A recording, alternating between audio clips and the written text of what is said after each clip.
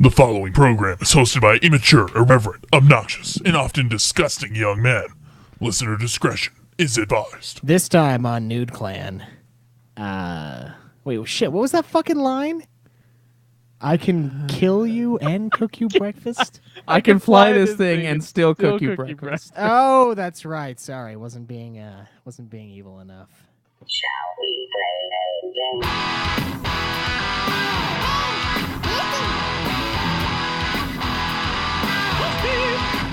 You've got several things to do. You've got work, kids in school. What do you do when it's all over? How do you hand something from one player to another? Turn on the TV, pick up the controller and play some games with the new plan. Welcome to another episode of Nude Clan, the video game podcast that you've always been waiting for and dreamed of. I am your host, Caleb. That's Joe. And this is Cameron. And Caleb Craig. And today we are going to be discussing the 1999 classic Wing Commander. Definitely a classic. I- I think a classic would be a little easier to get a hold of. You know what? It's one of those underground kind of classics. The Cult classic. Yeah, cult classic. There you go. This features not one but two Scooby-Doo actors. So it's the first fun features. Yeah, this is their highlight. I should say that Scooby-Doo features two of the actors from this. I don't know if it's their highlight. This- The Shaggy is in Scream. Yeah, That's a one of them married much bigger movie. Sarah Michelle Gellar. I think that's a pretty good highlight. Yeah, there you go. Is that the Fred dude? Yeah, the main guy. Yeah. So he did marry Daphne. Okay. That's cool. That's- Yes, that's that ridiculous. is in fact the case. I forgot she was in Scooby. Dude, everybody was in Scooby-Doo. Haven't you heard? Everyone was in that movie except for us. Well, that guy who looks like Sid the Sloth, I forgot his name. The dude he who played was- Shaggy? He was the main dude in SLC Punk, which is like a kind of famous indie film from here. Yeah, it's Matthew Lillard is his name. That's right. That's his name. He's not ugly like Sid the Sloth, but he does have like the The eyes I don't that know. are far apart. his eyes are just a little bit far apart, and he's got like a very structured kind of a very triangular kind of Sid the Slothy sort of deal going on. It's like a good-looking Sid the Sloth.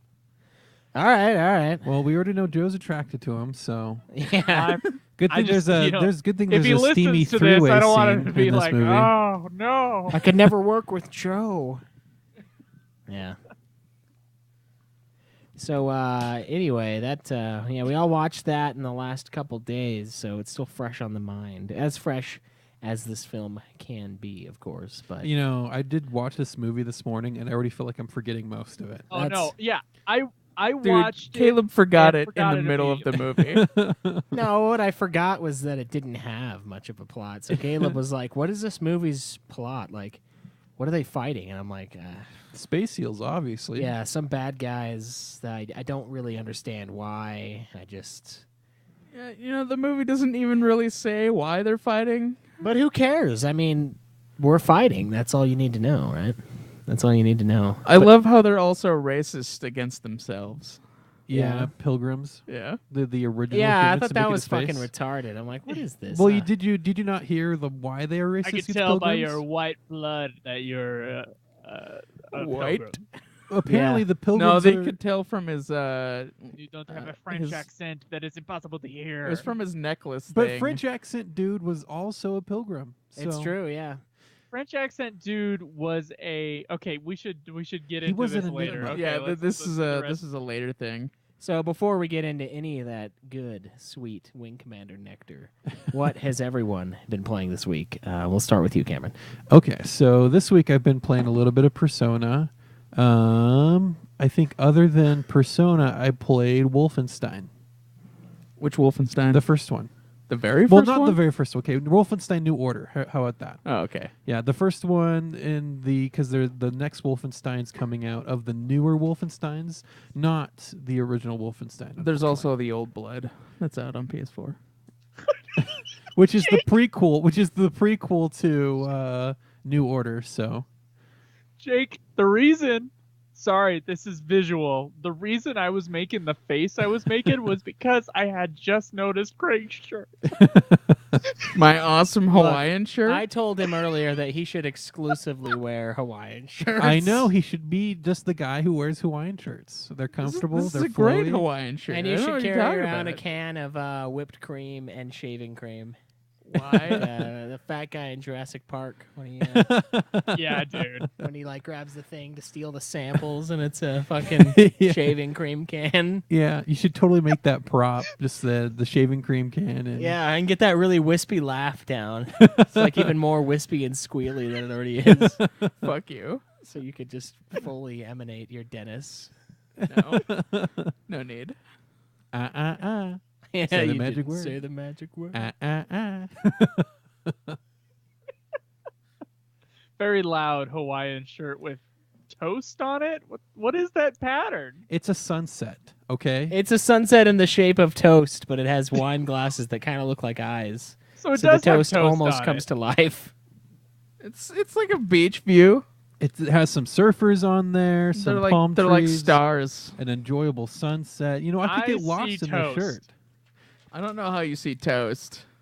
It looks like toast. It really does look like pieces of bread that are darkened on the That would be- outside. Like the ultimate fat That would fuck also shirt. be an awesome shirt, though. Yeah, Like it's a got shirt buttered that just has toast. buttered toast on it. Yeah, just let's make Caleb a shirt that just has buttered toast as the Dude, pattern. buttered toast is fucking awesome. So with that's a good old I would be fine not with the that. picture of toast that's rubbing the butter on itself, just a picture of toast with a good old slab of butter on it. Yeah, and it's just like kind of an getting alternating melty, pattern. so Yeah. like your mouth just starts to water looking at it. Yeah. This just makes you want toast. Makes you wet, that's for sure. Oh, whoa. I was just I don't thinking know what about. you're I was just thinking, thinking. Joe. I was, this brings me to another thing I was thinking about earlier this week. For some reason, I was thinking about butter and how butter's made by turning cream. And I'm like, okay, so you take a liquid cream and you turn it around, it turns into butter. But then when you melt the butter, it turns into oil. That's not. So it turns into a liquid, which turns into a solid at room temperature, which turns Right. into an oil when you heat it up. Right. It was just confusing to think about for a second. Well, it's confusing because your end goal normally is to get it back to that like water / oil Yeah, form. But that it doesn't exist anymore. It's gone. Yeah. That original form's gone. Yeah. True. Sorry about toast and butter shirts. Great. Let's do Yeah. it. It'd be awesome. All right. What about you, Craig? What have you been playing?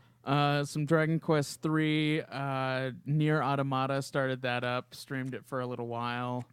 It's pretty good so far. I enjoy it. And then been playing some NBA Playgrounds and a little tiny bit of Persona 5. Wait. 1 second. You said something before Persona 5, and it's not something I don't think it's something I've heard before. What was that again? What are you talking about? Say it again, Caleb. Something about NBA. Near Automata? No, I heard some kind of like NBA basketball kind of game. Yeah, what about it? I don't know. It just sounded foreign to me. It sounded like a new is it- purchase is what it sounded like. No, Yeah. it's not, though. Strange. All right. It may be for somebody else at this table, but not for me. Anyway, yes, I have been playing this NBA, whatever the fuck it's called. I don't actually remember. It's like Playgrounds. the NBA Oh, okay. Playgrounds. It's basically NBA Jam. Yeah. yeah. It reminds me from the Sega Genesis NBA Jam, which was the best NBA type game I've ever played. I never played the Sega Genesis one. I just remember there was the one on PS3 that was NBA Jam on Fire. Yeah. That's the one I played like a shitload of. I played especially the- because you can be like the mascots. Yeah, I played those old ones a lot. Those are It was a really lot fun. of fun. That was the prove your manhood game. course, I like regular basketball games kind of more. But Well, I these like are- games with more content. Curious enough. yeah. No, dude, these ones. I'm this is playing like, and I'm like, the AI is stupid. They have no urgency. They have like 10 seconds to make a shot, and they're just doing fancy like footwork. And I'm like, you guys could totally fuck me right now if you wanted to, but you're just dicking around, just keeping me from stealing the ball. Like they're teasing you before they stick it in. yeah, but they don't stick it in. They just hold the ball forever, and then it ends, and I win. And they're like, "Oh, unbelievable!" I'm like, "It's not unbelievable. The AI is fucking retarded in this thing." They're like, they can only fuck you if there's more than a minute left on the clock. Yeah, honestly, there's two modes for this. It's either they're gonna fuck you really hard at the beginning, or they're just gonna like be really Yeah, shitty. and we're Guys, talking. are you like- talking about basketball? Yeah, Yeah. yeah. Oh, okay. We're talking fuck you real hard. We're talking like one of them holds your asshole open while sticking his dick in, and then his buddy comes in from the other angle and sticks his dick in with while his. simultaneously also trying to Wait, shove how the does that ball up your work? ass. We Do already- you have experience with this? we already know that Twice is in some real crazy shit. So Yeah, basketball insertion videos aren't that crazy yet. Just wait till you look at the Schweiss's baseball. ass is the rim. Yeah, just wait till you look at the baseball one or the bat ones. Like what is a swoosh? Bowling. a swish. Bowling. It's when you don't even hear it go in. It just makes this like weird tunnely air sound. It fits perfectly inside your ass. Yeah. So I've Jesus. been playing that too. I actually broke my word again and bought the game. It sucks because it was on sale for $12. You actually, why'd you buy the fucking NBA game? Because I wanted to play it against Caleb, and I trash Caleb most of the time. Well, It's of pretty course you great. do. No, dude, It's not that hard to trash him at that I think type I got of like game. 9 Fuck blocks you. in one round or something like that. So I bought it, but it sucks because it was on sale for $12, and then the day I bought it, it wasn't on sale anymore. So I was just like, fuck it, I'm still gonna play it. So How much you drop on that game? I paid $20 for it. And So. you still won't play Overwatch with us. Yeah, I uninstalled it. I don't have enough room, man. Just Overwatch get a is fucking, huge. You gotta get the. Get a fucking it terabyte has drive. gotten like twice as big since I bought it. It was like 10 gigs at first, and now it's like 20, like 2. You know, I think I will spend the rest of my Amazon card that I got. Gonna for get a bigger rewards hard on drive? Dude, yeah. it's amazing. Like Yeah, I'm all glad my they games, added that feature. all my games in one place. And I don't have to worry about re-downloading. It's Yeah, awesome. Downloading. It's not so much the deleting part that bugs me. It's the download. It's the time. deleting takes 2 seconds. Yeah. Yeah, it's the downloading. and then the downloading is like 2 days.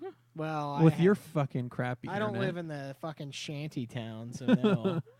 The fucking saloon still exists. It's and, like, its uh, door just kind of smacks closed every Dude, 5 it's the seconds. forced internet flip, companies, it's flip man. a coin and then test which direction the wind's blowing, and that's when Caleb can get online and play with you.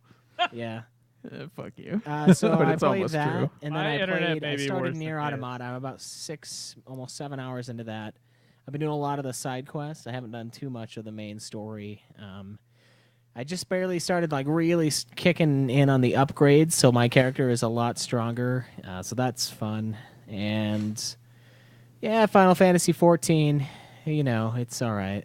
It's a lot of time, a lot of effort. And tomorrow we're going to be doing a 14-hour marathon yet again for Final Fantasy 14. So you know, yeah. come hang out with us sick fucks for 14 hours. While we get a little bit further in this game. Do you have PAPS to keep you going this time? I don't have PAPS, but I do have Bend the Knee, a Game of Thrones Oh yeah, thing. we were gonna try it. I was How honestly is it? thinking of waiting till someone bends the knee to drink it, but I don't think that's going to happen, so I think I'm probably just going to drink it anyway. So you haven't had any yet? No. Damn. No, I'm not. I don't just sample. All right, somebody tweet Caleb a picture of them bending the knee, and then he'll drink it. Yeah, there you go. Yeah, you can tweet me at UFF Podcast, by the way. Tweet me at Joseph Bigolier. Are we doing this right now? Me Yeah, and fuck Dude it, Clan yeah. Cam. And Obsidian Bar. What about you, Joe? What have you been playing?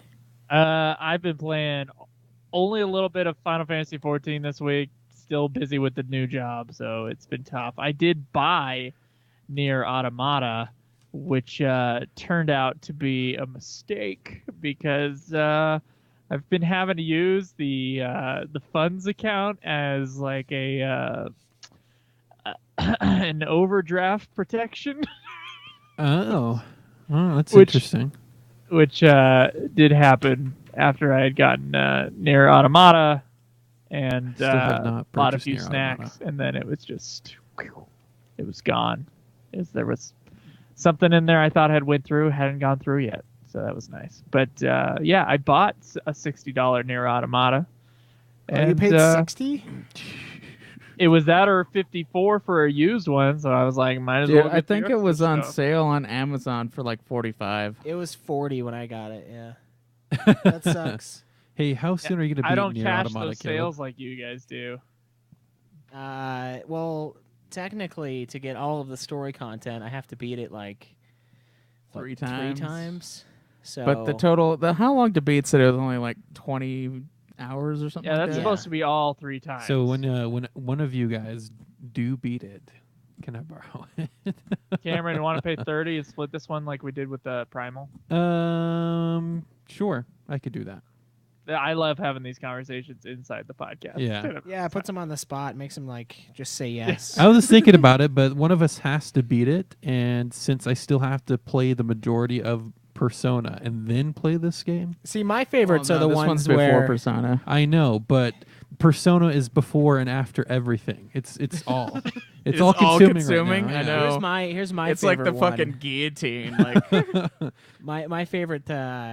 my favorite Joe compromise is when you've already bought the $60 game and he's like, "Oh, I could just use yours." Like, oh, can you? Okay, I'll just borrow your copy. Oh Like, yeah, it's great. I'll just borrow yours. I thought we were yeah. gonna go halvesies. Oh, you already bought it. I was like, well, Well, we did. Me and Cameron have a history of this because we did it once before. And then So we it's like tried it again, and it didn't quite happen again. But then, It- yeah. It's like a returning to that. It's like making it like we just bought So 2. I ended up with the copy of Far Cry Primal, right? I think you did, yeah. So I You think. did, not on purpose. Do but you want to? Do you want to certainly end did. up with the copy of Nier, or trade. I don't really care. It depends on who likes the game more. or we yes. could just donate these copies to the giveaway games? Or we could definitely do that. Yeah, I think we should do that. We should do that. Okay. Okay. Well, I suppose the only thing Done left deal. to ask is whether or not anyone has beaten a game this week. No. Nope.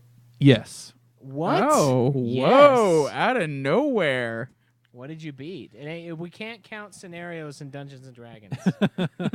I don't think those do end in any reasonable amount of time. But I did beat Wolfenstein. Or Ed. Wolfenstein. Wolfenstein New Order. How long was it? Like 2 hours? It is a 12-hour campaign. Oh, Craig's like, oh, Nice. that's longer than most of the games I've beaten this year. no, that's not true. It's longer than I thought it would be for a shooter, though. Yeah, I bet you don't ever hear that. What? It's longer than I thought it'd be. Oh, okay. I got you. So for the hosts, the hog is as follows: Joe pulling in last place with a bounty of 9 games. Can you really say pulling in? Pulling in, Like he's chugging caboosing. behind? He's got the caboose. He's got that end cable. Like nothing's holding him back. He's got everything ahead of Nothing's him. pulling him forward either. So Yeah. he's a caboose without an engine. So, ahead of him is Cameron at 13 games, myself at 15, and then Caleb still standing tall with 19 games beaten. That's Now, fucking right. So now, Caleb, you understand why I've appeared offline for a while, just so you wouldn't know that I was sneaking so up no on one would you. know. So no one would know that you were playing a game. Yeah, so you wouldn't know that I was gonna come to this episode having beaten a game. Yeah, I spent 12 hours playing a shooter when I should have been spending that time playing Persona 5. I did play Persona, not the 17 and a half hours this week required, but how much did you play? I've probably played like 5 hours this week. Oh, okay. That's only a deficit of like 13 Yeah, hours. and so if I were to beat Persona on time from when I last calculated, I needed to have 17 and a half hours a week played. So now that's going to go up. Is Oh it? man, it's You fucking know, terrible, man. The thing I'm is, just, it just goes up, Cameron, unless you. and the make it- one thing I can say Can I about have Persona 100 5, hours in like one day? just one thing I can say about Persona 5 is so far the story is interesting. I'm looking at this not as like I would a normal video game, but an interactive TV show, basically. because that's what most of the hours That's are. kind of what it is right now. Yeah. Because I actually played like an hour and a half of the game. Have you and gotten then- to any wait, combat yet? Yes, I played an hour and a half of the game, and then Oh, I by actually now? did not save. I actually did not save it. So I'm like, oh man. So I had to replay all the hour and a half of time of the game, but I was fast forwarding through all the cutscenes. Right. I got back to where I was in 15 minutes because I fast forwarded through all the fucking cutscenes. Yep. It is ridiculous. Ridiculous. Yeah, most of it is story content, and then trying to grind out the levels in order to get to the end. Yeah. Oh boy, that's a. I have a thing now where I want to grab the persona of everything I fight though. You don't have enough spaces for that. I want them all. I want catch them 'em all. all. Can you yeah, can I gotta- throw away the worthless ones? persona. Yeah. Okay, good. You can also fuse them to make better ones. Oh shit. I'm gonna Yeah. start doing that. Yeah, you go visit Igor for that. Oh. He'll tell you how to do it. I haven't gotten that far yet. Yeah, he'll tell you how to do it. It'll come. All right, well, that's good that Cameron started Persona. Yeah. Do we have a question, Craig? Oh yeah, we actually have a couple I want to answer. Yeah, we summoned and you guys Yeah, came. I demanded more questions and you delivered. And then you delivered questions to his specifications too. No more statements in the question section. That's right. All right, so the first one is from Black Mage Justin. He says, "Do you guys have any reviews you've done for the show that you wish you could change or redo?" Ooh. I'm just going to say I wish I could go back to the Fallout 4 review, the first episode we did, just because that was a really, really rushed playthrough for me. More so than what you've come to expect from me. Just because I was told that I had a week to play the game. That's a really open world game. And so I wish I could Normally go back. takes a lot longer to beat. Because there's all that stuff you want to go do. So I feel like Fallout 4 deserves a better playthrough now that I've really come acclimated to the world. So Maybe we could do an episode sometime that focuses on the on all the DLC stuff. oh, that'd be so good. Or Yeah, pick we thought out about doing that Kinda for come Destiny. back to it a little bit. Yeah, Destiny deserves. Destiny is another actually go. something that almost requires a re-review because of how extensive the updates were to the game. Right. Huh. Yeah, all the it added a lot of extra story with each of the expansions, so that's it's definitely worth another playthrough for all of those. Well, what about you, Craig? What's your answer to the fucking question? I would agree with the Fallout 4 one. I would like to do that one again, or in a way, do it again with the DLC stuff as a sort of revisit. Okay. I would like to move forward and never look back. All right, that's fair. I feel like the one game that I might want to re-review would be probably Last Guardian, because I do truly feel in my heart that Eco is a better game. Not by a whole lot. Oh, so just you barely. want to re-review it? You just just wanna, to like- give it a worse score? I feel like I gave it too God high. damn it! It was a good game. I Okay. agree, I but loved it. Eco is a better Loved game. it so much.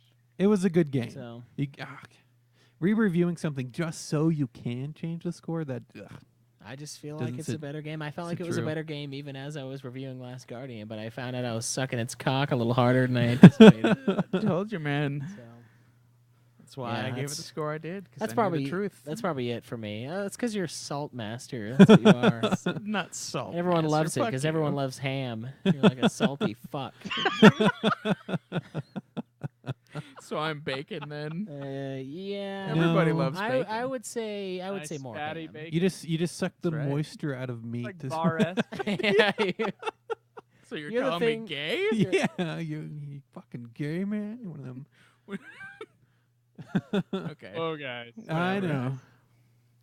All right. So our other question is concerned fan asks, how did you guys deal with Joe? He used to be okay, but he has become increasingly pompous recently, correcting how everyone speaks, all the gay voice stuff in the background. Do you even like Stop him? it. How do you work with him? I would want to punch him in the mouth on a daily basis. You know, I don't know how they think like this is something that's new. He started like it was going to be a list, and he said 2 things. Yeah, so it's not a Drives me list. nuts. It's not a list, but it's just like this is how Joe has been. It's just like I don't see a difference from the beginning to what it is now. Yeah, it's kind of like living with diabetes, you know? You gotta like, you never really think about it until you have to prick your finger, you know? It's like, yeah, you've been dealing with it for forever, and so you just like don't really care. Yeah, that's fair. I mean, I am the only one here that has punched him in the face. And You are. Yeah. True. It And he- was. and A he's- hero of the people, I as felt he bad for a proclaimed. second, but then I felt really good. But then he in turn sat on you and Well, no, he yeah, pulled my hair first, and that Oh, really yeah. pissed me off. So then Didn't he also slam your It's 'cause head there's against your nothing grate really over here? there. Yeah. He pulled out a few precious hairs. I'm like, I don't know if you know this, but your body just says like, "Oh, you don't want that hair? Well, fuck you. You don't get it anymore." So if you pull it out, it just never comes back. So be very careful. It's when okay you're to combing. punch me in the face, but there are consequences to it. Yeah, well, no, I'm saying that when you punch him in the face, he kind of chills. But what I'm saying is, like, Joe does have a way, and that way is pretty standard, and it's pretty present basically the whole time you've known him. So, like, there's a hill you have to get over, and then once you get over that hill, it just doesn't matter anymore. It's just like Right. how things are. Yeah. And most of it's not intentional. Except for the No, calling you it's out. intentional. The calling you out is Everything he says intentional, is but intentional. But we do that. We do that as on a regular Please, basis to no, each no, other no. anyway. So. More details. I need to hear all this. Oh no. Maybe I'll become a better person. No, you won't. No. So like, what is the hill exactly that you have Well, to the climb? hill is like it's you realizing that Specific. it's not all intentional. Like the way you are, the way you seem like you're a fucking asshole. Like it's not always intended. Like it's more just a way that it is Yeah. to me, and it's something that like you just have to get used to, and then it doesn't really bother you anymore. I mean, sarcasm, right? Is that the right word? Or Well, yeah, but it's poorly executed, I would say. Like it doesn't It's come dry. across. It's drier than me, and that's crazy. I mean, I've lived with Joe, and there's a few people who can really get under my skin, and sometimes Joe's one of those. I haven't punched Joe in the face, but I have punched inanimate objects around me when talking to Joe.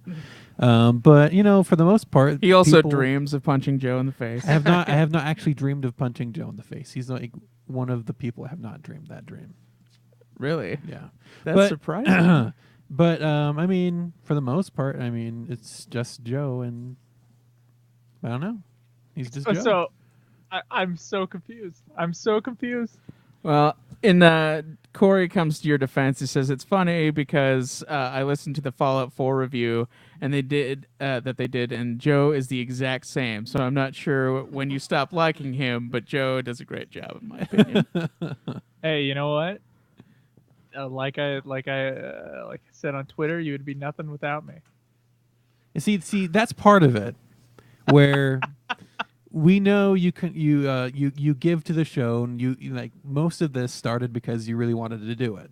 We all know that, but it's the part where you have to go. Well, you wouldn't be anything if it weren't for me. You know what, You Joe? do I can know do the that I'm same not thing. being serious. Joe, I know, but yes, you are. am the reason for everything. Just so you know. Just so we can be all clear here. I introduced everybody in this group to each other. That's no, not true. I knew Cameron know. before I knew you. I met Joe. We had the same math class in middle school. So Did we both have a crush on Paige? I liked her, yeah, but I Yeah. didn't know if I crushed on her. Yeah. Oh, I had a mad crush on her. So did Steven, who we started a band with in that same math class. That See, math yeah. class was important to me. It's because TJ and Kyle hung out, and through that Kyle and Joe hung out, and Joe and I shared a class I've together. known Kyle since second grade. Yeah, and so that's how I knew Joe in middle school. So yeah, I didn't really hang out with him then. We just didn't really hang out. So Yeah. We did try Still. to crush each other Still me. and did arm wrestle a lot. we did arm wrestle a lot in that class. That's true. Then eventually naked mud wrestling. Every I Tuesday. don't think That's we a upgraded natural to that. progression. And I still think I have that videotape somewhere. I gotta go find it, put it online. You still do have so. the video of the autist pinning you? Oh, I wish there was video of that, man. I could sue the crap out of that kid. Have I talked come about that on. on this show? No, I don't think you have. haven't, no. Okay, I'm gonna have to. Someone put a pin in it and remind me on Twitter. And next time I'm actually in the same place with you guys, I will go off about. Was it the what time where you came happened in to on him me. and he was going to the bathroom? What? Or was that someone else? No, It's the no. same He guy. he lured Joe into laying down on his table, and then he just held him there. wouldn't let me get up. He was just a helpless Joe, just pinned to a table. Oh man, that same guy though. I heard someone else went to the bathroom. He was in, and the guy was in there going to the bathroom at the urinal, and then he just fucking turns around while still going to talk to the guy. The same dude who pinned you down. Oh man, party. Oh, that's a horrible memory. Why'd you bring that up? Because it's funny to me. See, look, if I bring up something, I get a freaking post on the Oh, forum. no, If no. you bring up something, nothing. No. When you bring up 'cause- something, you bring it up to like belittle or criticize one And be a particular dick, thing. yeah. We bring it up just for the laughs. For the I'm only lulz. bringing it up for the laughs. Oh, just because you're laughing doesn't make it funny. It does to me. In my experience, in fact, yes. Maybe you just don't know comedy. I don't know. I got nothing for that. Sorry. Oh, It's unfortunate. Caleb, that container that you're putting all the drawing numbers in is quite small, and shaking it around did nothing to those numbers. Are you saying that it's rigged? It might be. But I was Rigged. also laughing earlier because we were talking about The toast as you were Russians. stuffing tickets into a bread-shaped box. Yeah. Bread is the theme of the episode today. The All About Bread podcast. I'm your carb master, Caleb. You know, the bigger show is Ultima, and I gotta say that I am 50% of that show. Yes, you so are. some people can stand me. Obviously, More people can stand you, apparently. If I that's what you're did going find for. out that 20 more, there's a 20% gap in people who want to hear me speak than want to hear Caleb Schweiss speak. I learned that during our big survey. Big But, survey where both of those things were an accident because you put too many spaces. yes. Well, accidents sometimes turn into little miracles. Okay, well, Joe's, I can- Joe's now hurt by the truth. I think those no, are I'm not famous hurt by words, it. right? I can right explain before this, though. birth. There were no people who put that they wanted to hear a Caleb Schweiss show who wanted to hear a Joe show versus who wanted, there was no people who only wanted to hear a show from me. They either wanted to hear from both of us, and then some people wanted to hear from Schweiss only. That's true. It wasn't a one or the other. It was just, do you want this? Yeah. Huh? Yeah, Guess there you it's- go. It's you gave a top 3, I think, for that category. I don't know. I stopped filling it out after a little while because I was like, this I didn't isn't- feel right filling it out because Yeah, I was asking our fans, not us. Yeah. Caleb filled it out just fine. Yeah, that's right. Too. Oh, okay. But yeah, with him, or with me, I just didn't feel right about it. I just felt like it should be somebody else's. That's right. I didn't say that I wanted a show from either one of you. Yeah. Oh, thanks. Yeah, you're welcome. So I do have updates for the listener hog, by the way, guys. For the Nude Clan hog, for our listeners, in last place, a 3-way tie between Charles Fry, Anthony Catton, and Penguin Mage. 1 game beaten each. 14th place goes to our very own Olaf Hovde with 2 games. Is that how you say that name? I think so. Stephen Westerfer, Felicia Nomico, Jim Lee, Vincent Austin Bracken, and Matthew Garofalo all tied for that sweet 8th Whoa. place with 5 games. 4th place, a.k.a. fucking... Oh, wait, shit. I'm reading from the wrong list. To wrong list. The actual Nude Clan Hog. Sorry. All right. That New was numbers. That was some Russia interference. I was wondering why I looked so fucked up. Jared Helton, 0 See games. Trump's son-in-law on there. Yeah. Gary is sitting at 2. we got a what is that? A 4-way tie for 19th place. Troy, Quetzalcoatl, Krinatal, and Felicia Nomiko. 18th place, Connor with 5 games. Then we have Disa Oakland and Danny, Joe, Immortal, Corey, Cameron Wilson, True Hoax, Matunica, Chase, myself. Myself, then Chase, then Craig, Skull Hottie with 17, and now the top 4. Abrac, 18 games.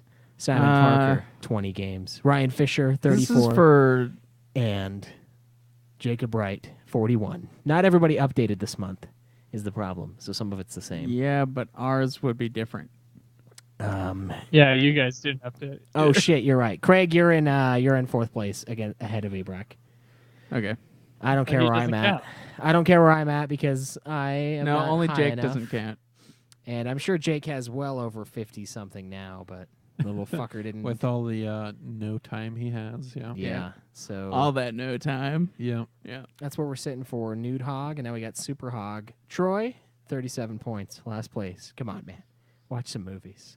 True Do Hoax something. in 19th place with 50. Gary with 67. Connor with 88. Simon Parker with 100. Jared Helton with 130.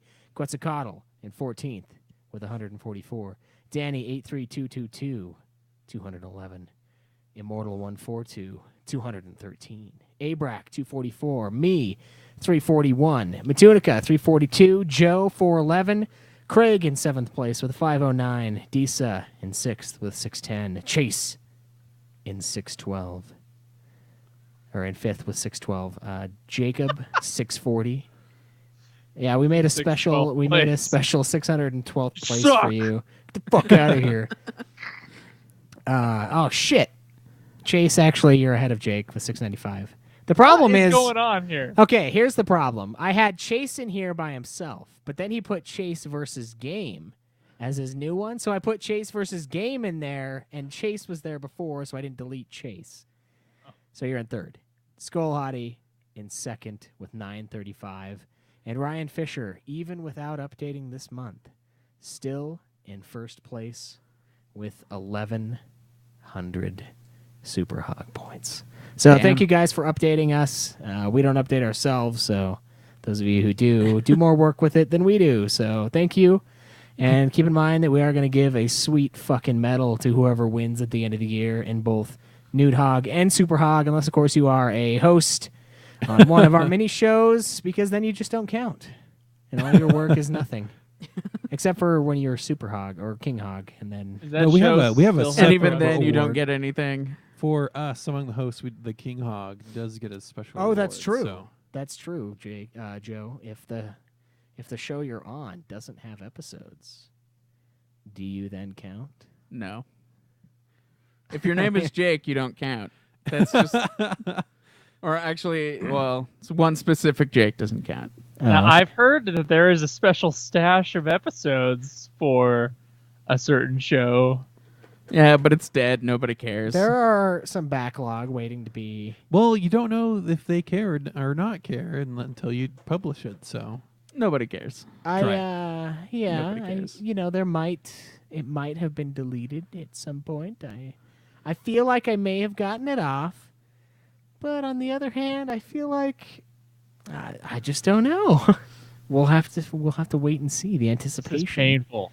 The anticipation will keep you guys going or some shit. Yeah. No, I do have one of the episodes I know, but the other one, I honestly swear to God, I don't remember if I pulled it off of the Zoom before we did that mass wipe.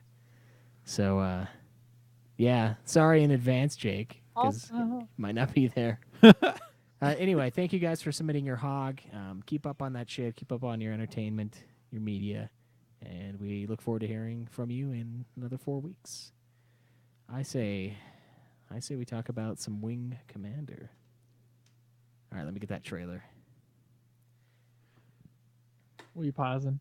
we were laughing while you were recording it because there were just so many awkward silences While you were recording what? when they were recording the show. What That show? shall not be. I don't know what show. The show. Oh, I know what you're talking about. Yeah.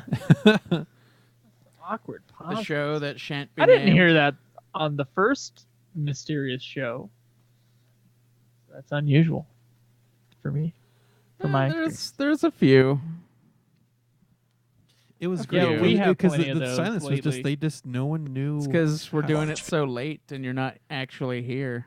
I know, and I'm the loudmouth. Yeah. Yes, you are. That's a great way to describe you. And we're all like tired. Yeah. What's so keep doing the show so late in the day? Yeah. All right, you guys good? Everybody cool? You all I think we're good. you Yeah. frosty? Stay frosty. All right. March 15th. March 15th. 2454. Earth's defenses are threatened. Message from Gulf Command. They don't believe they can withstand a Kilrathi battle group without the support of the fleet. This tactical schematic outlines a nightmare. We need to buy our fleet 2 hours. And only a team of young fighter pilots stands between Earth and destruction. Lieutenant J.G. Christopher Blair, reporting for duty, sir. Todd, Maniac Marshal. It's your service, mail. Lieutenant Commander Deborah, your wing commander. Some of those kids' hands now. All right, ladies, let's do it.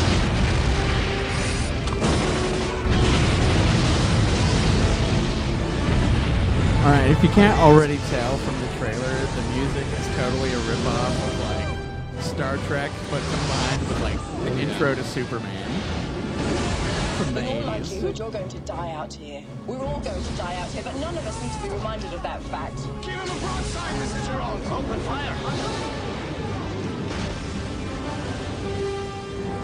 If you endanger another pilot, you're dead. Oh, this is like the whole movie. Emotion gets Only in the way. important parts. Commander, emotion is what There are no separates us important from the parts. Kilrathi. Come on. Because they're all in the trailer I right here. can't. I don't have the faith. It's not faith. Let's make our miracle. I feel like that was just the more Star Wars ripoff. Wing Commander.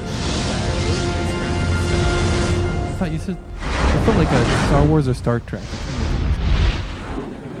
Oh my pretty Star god. Warsy. Jesus. So Wing Commander is a 1999 science fiction film, very loosely, I will say, based on the video game series of the same name. Very loosely. Have you, You say played that Wing as if Commander? you played it. Oh, I haven't, but it is. It seems to be loose because this is an actual movie. Now, it's put together very poorly, but it is a movie, and it doesn't try. I don't think So it much tries. judgment already. If I'm gonna say one thing about this movie, it does try to just be a movie that happens to be about the fucking video game. Like it's not a video game movie so much. Wait, it's about something. Yeah, but it is not. I missed that part. That's the problem. That's the problem with the movie. I'm like, it's not about. They didn't try to make it super about the game, but they also didn't really make it about anything at all the whole time. So it was actually directed by Chris Roberts, who is the creator of the game series, and it stars Freddie Prinze Jr., Matthew Lillard, Saffron Burrows, and a bunch of other people who I don't give a fuck about. The saddest part about this whole thing to me, $30 million budget. Okay, $30 million. All went to the substandard CG. Yeah, I don't even know where they spent it. It's all they spit it on the seal people, obviously. Yeah, the award. Dude, probably have- everything in that movie was CG. do you know what seal people eat? I Not don't. everything. So The poor movie only made Seal 11. people only eat fish, obviously. they eat space fish. Yeah, There would have to be space fish. they if beat him there's, with like, space. seal They beat him people. with space clubs too. Yeah. No, that they beat the baby oh, seal shit. people. Oh, you know with what? You know what clubs. they should have done? They should have just got the Japanese out there, and they would have taken these. They would Yeah. have taken these That would have seal been fuckers it would- for a no, ride. it should have been whale people at that point. Then. That's what you're getting at. Well, but yeah, this movie only made 11.6 million back in the box office, and also Ooh. $9.99 in DVD sales from myself. I think the most insulting part about that purchase is that the asshole I bought it from sent it to me with the $6.99 sticker on the package. I'm like, oh, No. well, fucking thanks, fuck me, Did he right? really? Yes, it's at $6.99. Oh my god. It's bullshit. Guys, guy's like, "Hey, I ripped you off, just so you know." I want you to know. Just so you know, I fucking played you. Yeah, and it's still the cheapest one online. Ah, fucking loser. Who wants this movie anyway? But yeah, so the plot, it's the year 2454, and an interstellar war is raging between the Terran Confederation and the Kilrathi Empire. My assumption here would be that you're looking at the Wikipedia page or whatever, and under plot, it'll just have a blank space and then the next category. Yeah, it just has that. That's it. It says who's people and then it blanks. So it's basically just this giant fight between two empires, two people, and the Kilrathi, I guess. They basically don't want peace with anybody in the universe at all. So it's the humans versus the Kilrathi. And the Kilrathi go to destroy one of the human bases. They get the all-knowing navigation system from one of the bases they destroyed.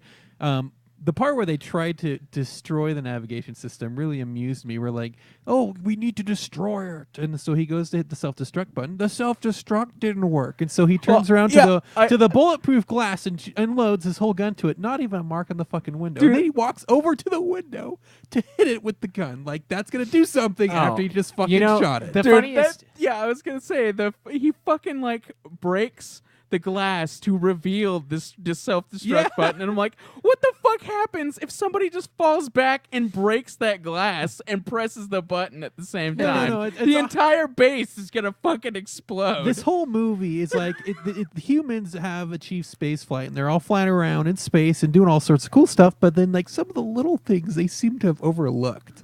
Like all these little technical things that you think that they would have fucking figured out, they didn't. So I'm surprised that they're still alive. Yeah, one of the parts that I laughed at in that very beginning, right after he like starts shooting the glass and he can't break it, like they start breaking the door down and the guy just like chucks the gun. He just like drops the gun. He's like, "Oh fuck, man, I can't be holding that.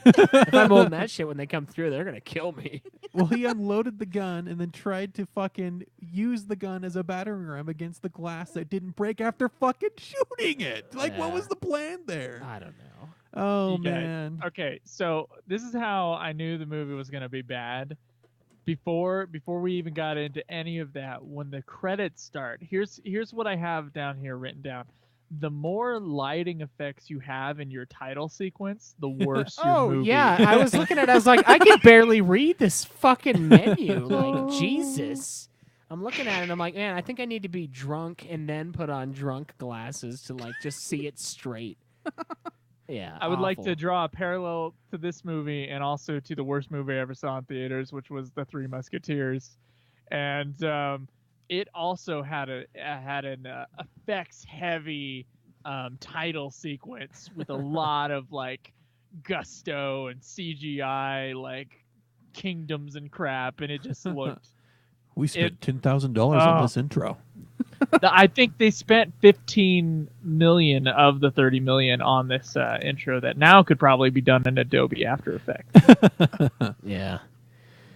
Yeah, I can't imagine the budget. Like it cost more than, I think we looked it up, and like with inflation, I think this thing cost more than Star Wars. So yeah, Star Wars had a budget of like 40 million in 2012. I actually commented it with how much better inflation. Star Wars looked compared to this film. Yeah, and that came like out 13 years later, and it had like that's the difference. Same amount of budget, if not more. They spent all the budget on crappy CGI, whereas Star Wars actually used physical models for things. So. Yeah, that's true. I the one funny part with any movie that I watch nowadays, ever since we watched that Rambo movie with Joe, when like the helicopter comes into the canyon and like he's like, see that right there? They would have used a real, or they would have used a CG plane if this would have came out like this year. It is safer. They would have used a CG Safer. helicopter. Yeah, you can't actually do anything anymore because it's not safe. So we're just going to CGI everything. Huge accident on the Twilight Zone movie set, and the helicopter came down and decapitated 4 people on set. Oh wow! And they were the being film. overworked, and so I think since then, like movie productions have been really like, let's not be all crazy with the helicopters, because although it looks amazing in something like Rambo, where most of those helicopters are real and they're like really in a narrow canyon, and it's like crazy cool looking. But yeah, there was actually some shots at the beginning of this movie that I thought were okay looking as far as effect shots were concerned. I think they were model shots. There was like an asteroid field and then the ship itself. Yeah. Not the ships flying into the ship, but the ship itself. It seemed like it was a well done model, and I was like, okay, that's not bad. Then I realized they spent all the money on that outside space stuff, which you don't even get to see a lot of.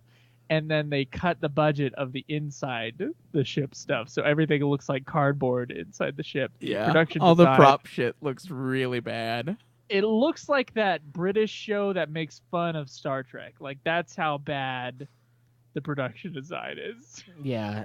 The first note that I have written down here for this movie is filthy pilgrims. Now, the pilgrims are a strain of humans who were the cause of the Pilgrim Wars. Like it's a disease. Yeah, like they do treat it like that. They Did were you get all this in the background echoes of the beginning title sequence?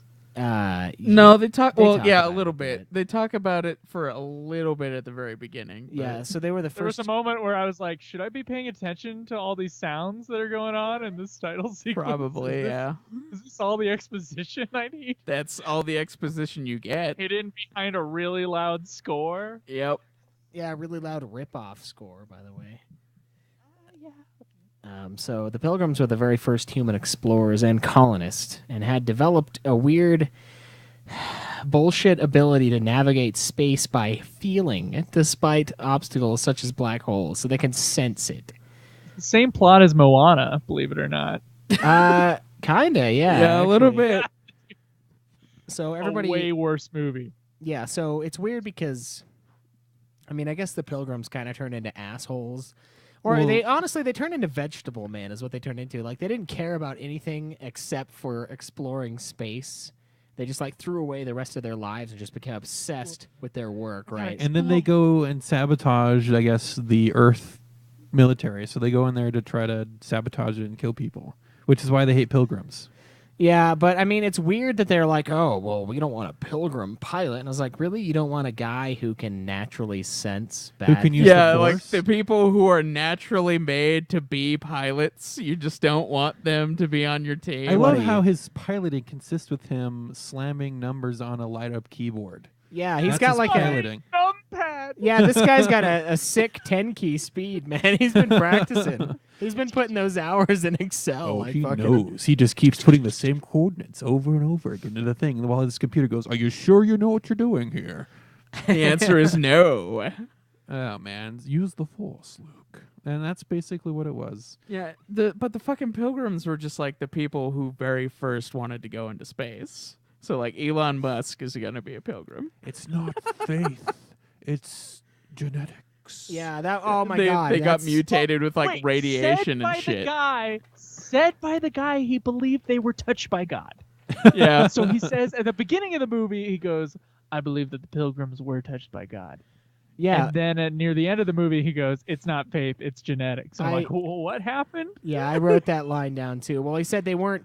They thought the Pilgrims were gods, and then they asked him. He was like, "Do you believe they were gods?" And he's like, "No, but they were touched by God." And then it turns out I think that was he was two one of different them. screenwriters. Yeah, it's like, wait a minute here. You just basically later said it's not fucking faith, it's genetics.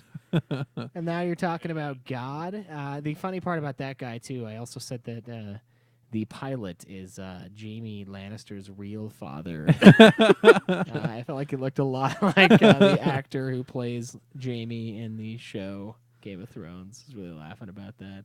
Oh, man. I can see that now. Yeah, but oh, dude, the fucking there's that scene where they start getting attacked right off the bat, and like all this shit. Or no, when they're going into hyperspace. Sorry, when they are getting ready for hyperspace, I swear to God, there's a guy like they show that camera angle like in the dining area where everything's shaking. Oh, yeah. I can tell that one of those guys is just standing there shaking that table. Like you can see it. Like the camera's moving, but the guy's like totally shaking the fucking table around, and I'm just like, this is horrible. Like God, it looks so bad.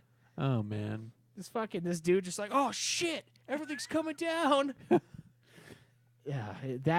painful, and that's like the whole movie, man. the It's whole painful. movie. Yeah. So we also get a love triangle between whoever that black chick with the love ramen- triangle? It's not a love I triangle. guess no, it's not a love triangle. It's a love parallel. A love if anything. parallel, but it takes like 2 seconds for them to get it on. Yeah, Matthew It's Lillard true that she and- wants it. She Oh, wants she it bad. wanted it. Her balls were aching for it. Yeah, well, they There's a both. lot of ball talk in this movie. There is. There's a lot of yeah. invading Got personal bigger space balls in this than movie. you. A lot of invading personal space as well. That's true. Yeah. With the Well, the with director refused to do a wide shot. All of his shots were freaking like it was like watching Blue is the Warmest Color. Everything was in close-ups, but it's a freaking space movie, and you're doing everything in close-ups. Really? Oh what's man! going on? So the one scene where they're about to go jump and warn the fleet that's near Earth, where they decide they need to turn around and shoot the missile that's going to shoot their main ship. Well, just like how everything fucking goes wrong, they shoot the missile, but then the missile somehow blows up her ship too. But then there's the scene where they're fucking looking. The explosion Right, of it is yeah. what fucked her ship. Yeah. And then there's the scene where those two people they're just looking at each other, and he puts his hand up against his windshield. She puts her hand up against her windshield. I just wanted Celine Dion to come in with that. Nothing I fear. And just as they're like sitting there, just their hands up against like the windows, like I'll be back. Yeah. Oh my god. Dude. Yeah, that was a little bit later, but I also wrote down here ramen on ramen because Matthew Lillard's hair is like, it's like JT You got blonde. the bleached Oh, yeah. blonde. Yeah, and then both so is her and the- the black chick. Yeah, and I- So much bleached blonde hair. Dude, and I was laughing. I was like, "Oh, I never thought I'd find another bleached blonde up here. We should go fuck." And I also wrote down, Shaggy caught that jungle fever. Or I got that Whoa. jungle fever, Scoob. Reggie, really? And Like you know, that. she kind of had there was a scene in there. I noticed her like her pits were all wet, and I was like, Oh God, eh. like that's sick. Girls don't sweat. Yeah, they don't. It's gross. Yeah. I I also think they had to have that scene because right before it, I was getting strong gay vibes from that guy. Yeah, really. Oh yeah, first there was a certain scene that kind of led that off. I sent a picture to you guys about that. Oh yeah. There's a scene where like this, he's like sneaking up behind one of the other guys who's picking on Freddie Prinze Jr.'s character, and like Cameron posts like it's not gay if it's a 3-way, and he's just like whispering in his ear. It's smelling his hair while they're staring. he's like passionately. holding him back and like so they don't fight or whatever, but he's like really, really close to him. But Like remember, behind. this director only does close-ups, and he'll do 2 people just in the frame forever. Oh, there, yeah. It's 2 people in the frame, and he had to squeeze a third person Right. in there. Squeeze a third person in there. Goes up man. his ass.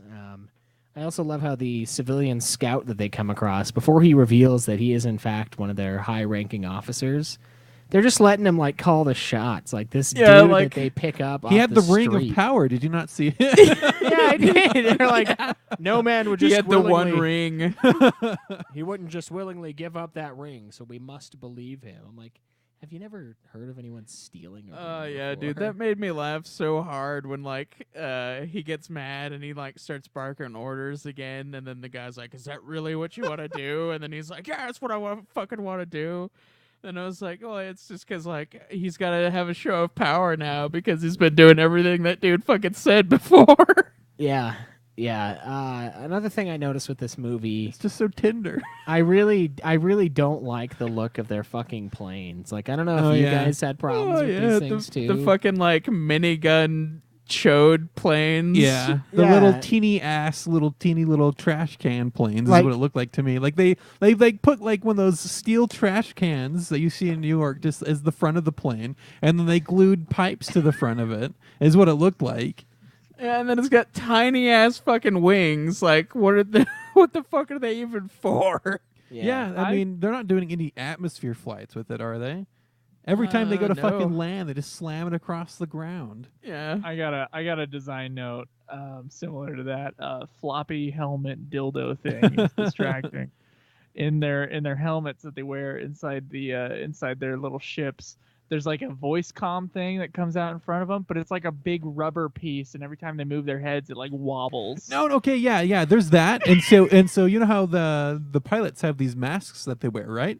It's like every fucking scene, they're either putting it on or taking it off. Yeah. They can't even fucking decide. Do they want the mask on or do they want the mask off? They can't decide. Yeah, and then like there's scenes where like they talk into the mask as Yeah. if that's where like the comm thing is, and Yeah. then he like pulls it away when he doesn't want to talk anymore. It's like, Yeah, no, why no. not just fucking leave it on? Yeah, so that's where I think that's where they're trying to let you know where the comm thing is, and so they have to put up their face to talk into it. But they're either in the process of strapping it on or unstrapping it. They're doing all the fucking time. Like right after they kill strap somebody, on. he always like one of the dudes just always takes it off, or like right as they're gonna do something awesome, they like put it on. It's and like we want them to look like pilots, but we want to see the expressions on their face at the same time. What do we do, guys?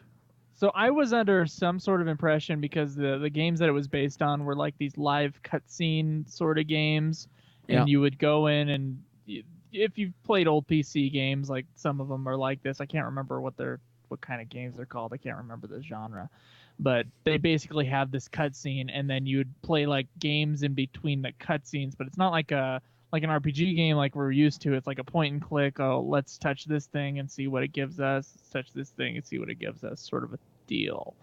Now there was a scene at the end of the first act when the two guys or the three guys they make it to this new ship. There was a part where I was like 100% sure that this was just the video game cutscenes put together and made as a movie.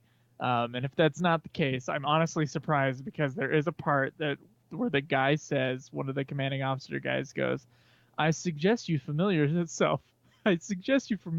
yourself with the ship. Like, and then walks away. And I was like, okay, now we're playing the game part. Now we gotta go and familiarize ourselves with the ship. And he didn't even really do it. He like met one person, and then the movie continues. Yeah. Yeah, they have. I feel like either everyone wants to fuck really quickly, which I get, or the time, totally or time passes like a lot. A lot of time passes in this movie because like they've developed relationships in like Yeah. the span of less than Hours. Yeah, they develop relationships, and then That's the entire thing. It's like the entire movie. Like as soon as you get, like as soon as it starts off, the aliens take the what was the Pegasus. the is the first Pegasus ship, yeah. item thing with it. Oh, okay. So the Pegasus was the first moon base, and they had the ship. nav thing. They got the navigator thing, yeah. And they're like, yeah, we have 2 hours to intercept them and get this thing done. So they have to like fucking teleport basically to these other ships, and like they're just randomly like this entire thing takes place in like 2 hours. Yeah, and then another weird thing is if someone dies, you have to pretend they never existed. Oh And yeah. So this guy when he falls in love with Ramen Head and he ends up killing her, her plane crashes on the runway, right? And so the other people are running low on fuel and they need to land too. But then they, instead of like, maybe towing the plane into the hangar, like, no, scrape it off the runway. Yeah, and then it fucking falls down, yeah. and it's in space. They're like scrape it off, and then they fucking do it. It just falls like a ton of bricks. I'm like, we're in space, you dumb cunt. That's not gonna fall. No, it's funny because, that, and then it's like, oh, we don't care about her. Just fucking scrape her off the Yeah, runway. scrape that trash out of there. The minorities are stupid. You don't tow it in. They're like, it's made out of a trash can anyway, so we don't need it. They did call it trash. It And is- so to scrape the wreck, scrape the wreck off the runway, and they just send this slow ass bulldozer out there to slowly make its way there, and then fucking just yeah, pushes the it off. bulldozer. It's like a 5-minute painstaking scene. It's like that. It's like that gazebo scene from fucking The entire Deadpool. time, Scooby or Shaggy is like screaming. He's like, "No, let me go out there! Fuck you! Let me go out I'm there!" just all gonna that, run outside, but they're like, no. The one thing about space, you can't breathe out there. Fuck gravity. Get me a suit. I need to get out there. Did all that space junk finally make it to Sandra Bullock?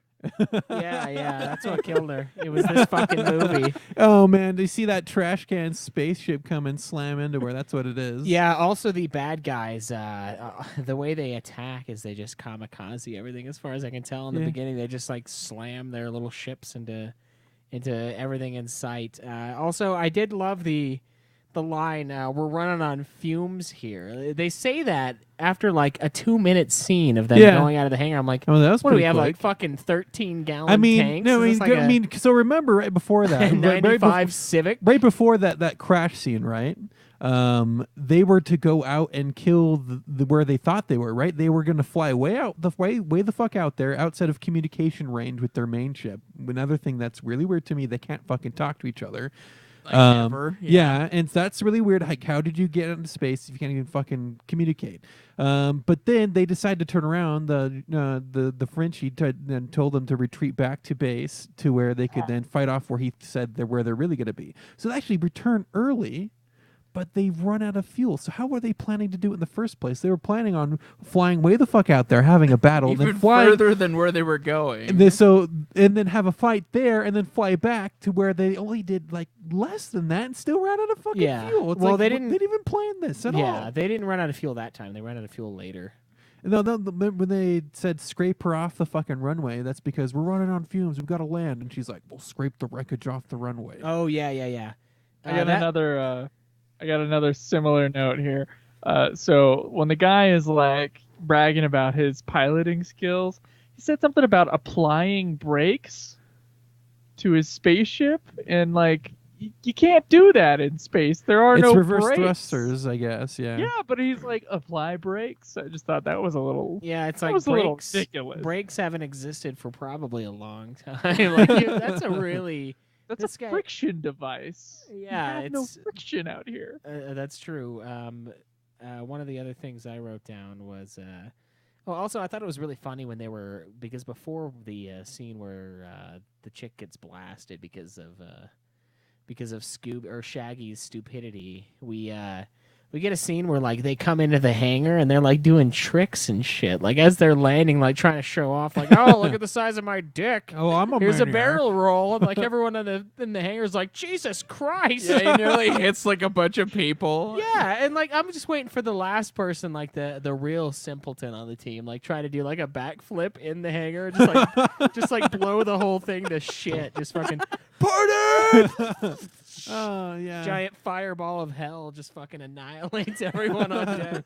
And I like how the chick who's in charge, takes the woman in a room, and it's all fine after like a second. It's all like they give each other loving eyes. Oh, we're women here. And Yeah, the black chick's like, I couldn't help myself. it's like, I'm sorry. It's like, I couldn't help myself. Dude, It she was blah, blah, talking blah. about how fucking horny she was. She's She like, was, yeah. It's fucking, I need it. Man. It's Ease better it- than sex with Oh, myself. And then the other girl replies with "Ease it in, girl" or some shit like that. Yeah. Like, Jesus, man. Like, so this guy, whoever wrote this, was horny as fuck. Like, as he's writing this thing, he's like, yeah. Oh, yeah, and then we're They're gonna- not sure if they want to make a Star Wars movie or like a James Bond movie. Yeah, Kevin Droney was like, he had major blue balls when he wrote this movie, this screenplay. Like, yeah, and then they're gonna talk about putting it in, and then they're gonna talk about balls like 6 times in the film. Like, how the chick's got huge balls, because I'm into trannies. He's got to have a huge something. I mean, Guys, the dialogue in this movie is so bad. So we already mentioned it's not faith, it's genetics. Yeah. At the beginning of the show, we mentioned I can fly this ship and cook you breakfast. Right, yeah, I could fly the ship and cook you breakfast. There's an right before she entire splatters scene, herself. and I wish someone had recorded it where they're just talking. The Scooby guy and Ramen Head, they meet, and it's just like this, I don't know, 12-line conversation of just statements about his balls, and they're really awkward, and I don't know, we'll have to play it at some point, but this movie has such bad dialogue. And then on top of that, almost every line is looped in this movie. Like the person speaking is speaking later in a microphone in a quiet recording booth, and it's very obvious. On top of that, every person in this movie has a different accent, and Yeah. and the vocal track is way behind the music and the effects tracks. I could not hear a freaking thing in this movie without turning it up way high. And so I missed most of the plot and exposition. Yeah. Oh plot? shit. Hidden Yeah. behind the looped French, thick French accent I did not dialogue. understand what he said. The Pathfinders, they've had the Pathfinders, and you have the Pathfinders, and it's great, and aliens, and that's what I got out of that, dude. It was bad. I don't know if your guys' viewing experience was like mine. I just couldn't hear a freaking Yeah, I couldn't hear much of what was going their on. voices were kind of quiet. Yeah. Yeah, definitely. One of the other things I thought was weird was they wanted to execute one of the pilots for treason because he didn't obey a command, but the command was given by the ramen head chick. Like, Yeah, she like- told him what to do, and he defied. And then the bitch was gonna shoot him. Like the commander, the wing commander, was gonna shoot him for not obeying a teammate's direct order. It's like I'm gonna kill you for treason right here, right now, because you didn't listen to her stupid plan. Yeah, I pointed that out. I was like, "What the fuck is this?" Because like it was the part where they were showing off for each other, you know. And he was waiting forever to engage like the enemy, and then it gets right up close, and then she shoots it, and then she also gets hit, and then she kept egging him on, telling him that he needed to engage, and then she when they go back into the ship. The fucking wing commander's like, you disobeyed a direct order. That's technically treason. I can kill you for that. So the order was she ordered them all back to the ship, and then those two decided like, well, let's go kill a couple more. Ha ha ha. So they go out and she kills it like doing a fucking stunt. And he's like, well, watch me do something fucking better. And so he kept getting closer and closer as it shooting him. It's like, you gotta shoot him now. Like you're getting way too fucking close. And he gets like right up to it, and then he fucking kills it. And then by doing that, it brings down her ship, and so she was mad at them both for not coming back as soon as she told them to come back. Oh, okay. Okay. Because they went out to chase the ship. Totally missed that thing because I thought it was just because he didn't obey what the black chick said, and I was like, what the fuck? Yeah. Another one I wrote down here was quiet. Everyone can hear you in space, or in space, everyone can hear you everyone scream. can hear you scream. Yeah, there's a part where the fucking where like the enemy ship is nearby, and then like someone's talking, and then the one Jaime Lannister's father, his true father, is like, quiet. They can hear you. Yeah, and they're talking, trying to hide in like an asteroid, like they do in fucking Star Wars from the aliens, and they go stealth mode, and then they're like telling everybody to be fucking quiet. So I was like, it's in space, everyone can hear you scream. Yeah.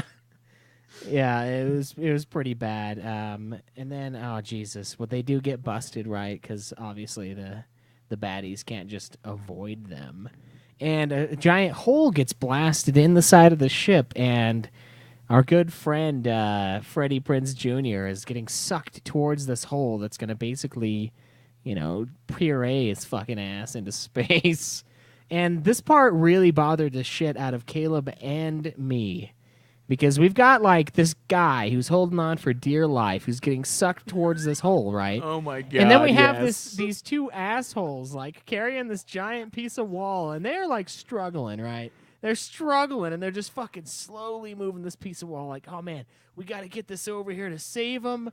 Like, we're going to let it go, and it's going to get sucked up onto that chunk, and it's going to totally save them. And, like, they're just, like, slowly making their way across the room, and, like, it's painful. They're not Are even you saying near. that this movie lacks urgency? It lacks urgency, and it doesn't even feel right. Dude, like, no, like, the thing is, everything is getting sucked out of this fucking hole in space, right? Right. And the dude is hanging on for dear life, and while he's fucking doing that, two dudes are carrying a wall towards the hole. They're fucking walking towards the hole that is literally sucking another dude to be thrown into space. yeah, so Freddie Prinze Jr. is the weakest motherfucker of all time. He can't even hold his body weight against this. And then his friend, he wraps a cable around him to go get him, and they let go of the cable, and he, slams him, but he was able to grab him just in time. Yeah, and then for then some the fucking reason, wall piece, and for like, some reason, and the wall clogs piece just the hole. It's like a perfect landing on the wall piece too. They could have Yeah. asked for a better landing, but then you look over to to his friend, and he's just bleeding from the mouth. They're like, oh wow, maybe the cable did it hurt him a little bit. But he opens the shirt up. There's like a perfect ring of blood on his shirt all the way fucking around. It's like, no, that's not what happens. And then he's just fine. Like in the next scene too, he's just fine. It just looked like two guys holding a styrofoam wall with a fucking room fan going off, and they're just slowly making their way over there. It's just, dude, it was painful. This fucking movie is painful, and it's not. It lacks the fun that Mortal Kombat has, and when I laugh at this movie, I laugh at like the retardedness, not the over the topness. I totally agree with you, but I do have I got another line here. The bully at the beginning. Ooh, let's meet each other in high school at the cafeteria scene. Yeah. It's he says, change the subject quickly, pal, or I'll change it for you. Yeah, and I'm like, it's a real good threat. I'm like, what does that mean? Change it. You're a then, real good conversationalist. Yeah, change it then, you fucking Okay. ass. So let's chat over here. One thing I didn't really understand is when he finally makes the jump back to Earth. He comes out right in this big old ship's chasing him, right? Yeah. So Earth space, and so he this big old ship is chasing him. Space. Get all and Earth space. how close to Earth is that? And because he has to figure out what to do. He has this big old ship chasing him. It's catching up, and it's going to destroy him, and then fuck Earth before the other convoy can arrive because they have to intercept the main battle force that's coming to fuck Earth. Yeah. Right? Yep. So out of nowhere, there's just this fucking like quasar black hole thing just out of fucking nowhere, and he turns right at the exact right moment, but the other ship can't turn, and it's this huge black hole that's right next to Earth. But then it's fucking like Earth doesn't care that there's this huge gravity well right next to fucking, and then it's just gone after it's not needed anymore. The aliens came out of it too, and then it pretty much just fucked off. It's just like it makes no fucking sense. Like what was the hole that? is only on one side, I guess. So they just like fucking appear. No, because he's sitting there. He's like, I'm running out of fuel. Like, where do I need to go? Oh, wait, what's that? Oh, I can use this to my advantage. You guys are arguing as if you were paying attention to what was happening past. You have to, dude. You have to pay attention to any little thing you can because the rest of the movie is fucking boring. I took notes, and really, I was just taking notes on the terrible lines in this movie. Yeah, there's terrible lines, and then the fucking funniest part that Schweiss and I saw was probably the seal people. Thick French accent in the back of the speaker. Yeah, I really laughed at the enemy seals, and I also laughed at the illogical fear they're that bald cats. No, dude, they're look at them again. They're totally fucking seals. They are bald. Look at cats, look dude. at them Cat, compared to a bald picture of a cats. seal, and they're the same.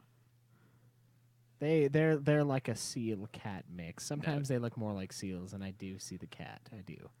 But I don't understand the fear because like they get up beside these guys and they fucking rape House. Like they fucking annihilated that ship. Yeah, It was they like, took the fucking like navigator thing back way too easily. And by the way, that is the luckiest plot resolving thing I've ever heard the of. ultimate Deus Ex Machina. Oh shit, they stole this and it could be anywhere. Oh, here's Yeah, an and we enemy only have ship. 2 hours to recover it. Oh, we just randomly happen to come upon this ship, take everybody out super easily, and find the thing that we were fucking looking for, even though we totally didn't know it was there. It's just... Yeah, I also really hate the idea like, oh, they're dead, so they never really existed. I'm like, what? What is this? Like, this is like some real. They're calling it a game. It's like, don't be playing that game with me. Don't you be playing that game with me? It's like, what? The game of eulogy? What are you talking about? The game of that people existed and feelings are a thing? Yeah, like, Jesus, what kind of fucked up nihilism are you people on here? Like, everything's shit. Yeah, memories are for fucking losers. If you're dead, you never lived. Yeah. No legacy. Boring. Legacy's lame. Hey guys, what do you think about the character who would always announce things on the ship, the announcer voice? Oh, I thought he was a 10 out of 10. I actually did. Flatline everything he ever said. Warning. Like, if he said, yeah, warning, the aliens are breaching or something, it'd be like, warning, the aliens are breaching, and then they want the Navcom. Yeah, it's like he knows their whole plan and their little thing. It knows everything already. They want their Navcom. Yeah, They want the Navcom. Navcom. It reminded me, and I know you guys didn't see this, but there's a line in the new Godzilla movie, Shin Godzilla, and they had some horrible English actors playing this thing. I wouldn't call them actors. They were probably like teachers or military people that they said, hey, you want to be in a movie? We have no white people. We need white people for this movie. And there was a line by one guy flying the plane after they shot Godzilla down, and he goes, payback, and flies off. And that's what the announcer guy on the ship reminded me of. He was so terrible. Yeah. Just so terrible. Yeah. And this whole movie was looped. They could have tried it again. And they didn't. Oh, dude, I made a joke about that early on. I'm like, God, these guys are actors who have been in not huge films, but they're well known enough. And like none of them, it seems like they didn't do a second or third cut of any fucking scene. They were like, you know, Shaggy would be like, yeah, I feel like I was just off on that one. Like, nope, it's good. Let's move on. Come on, we only have about $1 million for a shoot and $29 million for the special effects of this film. So it's like a one and done. Like, it just seemed super unenthusiastic and like they're like, all right, I'm gonna ham it up for this next one. That one random moment of slow motion too. Oh, Jesus Christ, the slow mo, the like bullet time. It's not slow motion, man. It's bullet time. Yeah, the one random bullet time. Yeah, moment. they do bullet time and like, oh, cool, it's a coffee mug and like coffee spraying out of it. That part looked cool. And then they go to Freddie Prinze Jr. and the girlfriend, and they're just standing there. And I'm like, oh yeah, this is exciting. This is a real exciting bullet time scene. Oh, two people standing. Yeah, dude. The bullet time with Freddie Prinze Jr. and the girl is like, it's like half a turn and nothing happens. Yeah, they're it's sitting just bullet there. time. And then she just smacks her head like after. I'm like, oh, okay, that's exciting. But like we didn't Also- see her slow mo smack her head. The bitch was just standing there, and he was standing there, and then she hits her head really quickly. Also, they were Waste. so strapped for budget on this movie that when they were like developing the film, they couldn't get the color to match with the film before it. So like the bullet time sequence is really bright, kind of overexposed, and a slightly different color scheme than like the normal speed sequences from the same angle. If you watch The Matrix, which of course I think they invented the bullet time camera stuff for The Matrix, it actually does like match their color scheme. It looks really good and like, oh, we got bullet time, and then it just falls apart. It's terrible. Yeah, dude. Jesus Christ. To be fair, like $30 million to make like a fucking space movie is not a lot. That's true. It's not a lot. Like they're making it because I know the other video game movies that came before it weren't like super big hits, but I mean, Oh, there were a lot bigger hits than this fuck. yeah, this thing didn't make any money, and this one probably had the least amount of budget, as far as I could tell. Because like every other one seems to have had so far like a bigger budget. Like Mario even if had this a movie huge had one. a big budget, Craig, the script is so bad. The script is fucking terrible, yes, but That at this least movie would still be it could have unwatchable. looked good. Is what I'm saying. I could have, but the least. director And they refused could to have do hired anything but somebody 2 better. shots and close-ups. They could have hired somebody better to do. This is his series. They're not going to hire someone better. That's to true. write the movie. So Double Because- Dragon had a maybe. smaller Yeah. budget also. It only had a $7.8 million budget. That's the smallest one Okay, so far. that's yeah. It also only made like $3 million, so still Well, a flop, but Yeah, flopped pretty hard. you know, it's crazy though because I do feel like I almost think the Mortal Kombat, I think it looked better. Like I feel like they used their everything 18 other than like Reptile. Well, Mortal yes. Kombat was based off of a decent movie, so Yeah, it was based off something at least that was good. Although we haven't played any of the Wing Commander games, so we can't really say that it's not based on anything good. It was big enough. It had multiple sequels and was able to fund a film. So I assume that it was probably a pretty big PC game at the time. I do have one more gripe here, and that is with Freddie Prinze Jr.'s apparent navigational skills that are instilled within him. We get no clues to this existing within him. There's no Obi-Wan scene where he's messing around with the training robot, trying to shut his eyes at it or whatever. You don't get that. He just suddenly has this navigational skill. Well, it's genetics, Joe. It's genetics. It's not not faith. faith. Yeah. It's not It's But it does midichlorians, come- Joe. it's not any faith. kind of superpower. He just does it. It does come from God, though. Yeah, but he doesn't need any And training it's to also use it because it's genetics. just part of him. Okay. All right. Yeah. Jesus. You know, I'm trying to get through slowly through on the Origin of Species, and it did talk about navigators. It actually talked about like how, you know, certain people would have this navigational quality, and then they would pass it down through generations, and then slowly they became, you know, survival of the fittest navigator. That was a real important part of the book. And also, he said it also came from God. Huh. That's interesting. Yeah. Yeah. So maybe they pulled Navigators that out. are a gift from God. Then turns out. Yeah. And genetics. You know, And actually, I genetics. thought you were pulling that out of your ass until like the last 2 seconds. Still think that. Yeah. Just remember, guys. But, it's not faith. Yeah. It's genetics. That should be our sign off from now on. It's not faith, it's genetics. The movie, it's a sad thing. I mean, I'm looking at the box office. Other than Double Dragon, which of course was a massive failure, every other one seems to be over 50 million for a while now, except for, well, Super Mario Bros. Was 20 million. But I mean, we got Mortal Kombat with 122, 51 million for the one after that. And then we have Wing Commander with an $11 million haul. So it might be a big enough. So it made like a third of its money. Yeah, it might be a big enough video game to make a movie, but it certainly wasn't a big enough video game to make a movie that made fucking money or even like recovered its ridiculous costs for God knows what.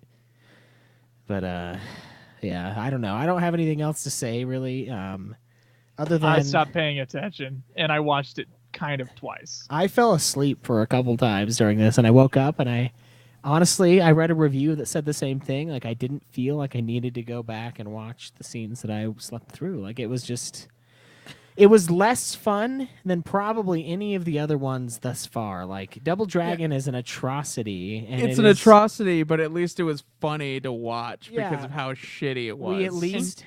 You could actually follow the plot of Double Dragon. I Yeah. have no idea what happened in this movie. And we at least had a force feed spinach scene from Double Dragon. We did not get that from Wing Commander. There's also like a clear villain in every single one of these, except for Wing Commander. Like it's like the yeah, 'cause aliens. you don't see the aliens till two-thirds of the way through Yeah, the the movie. aliens are like the bad guys, but it they're never not really even shows them personified. They're just doing kinda, anything. Yeah, like yeah, the game just like the movie's just like, oh, they're assholes. and They- you know what? The fucking the aliens don't even attack them until they're attacked.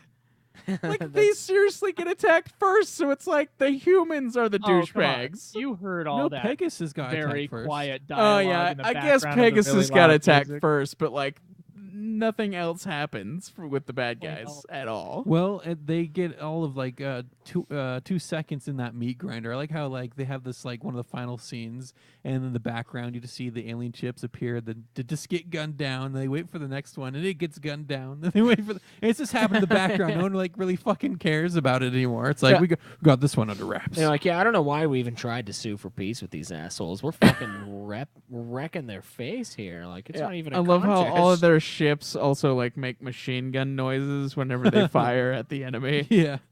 It's like they're shooting some kind of laser or something, Oh. and it's like There was a point where near the beginning I remember now where the alien ships were flying around. They were making the German World War I plane noises. The little. I'm like, they were making the German World War I plane noises at the very beginning of the show. I just remembered that. That's a thing you know now. That's too. wait, the alien ships Yeah. or their ships? The alien ships. So there were were made- problems with the sound in this movie. They couldn't find sounds for things.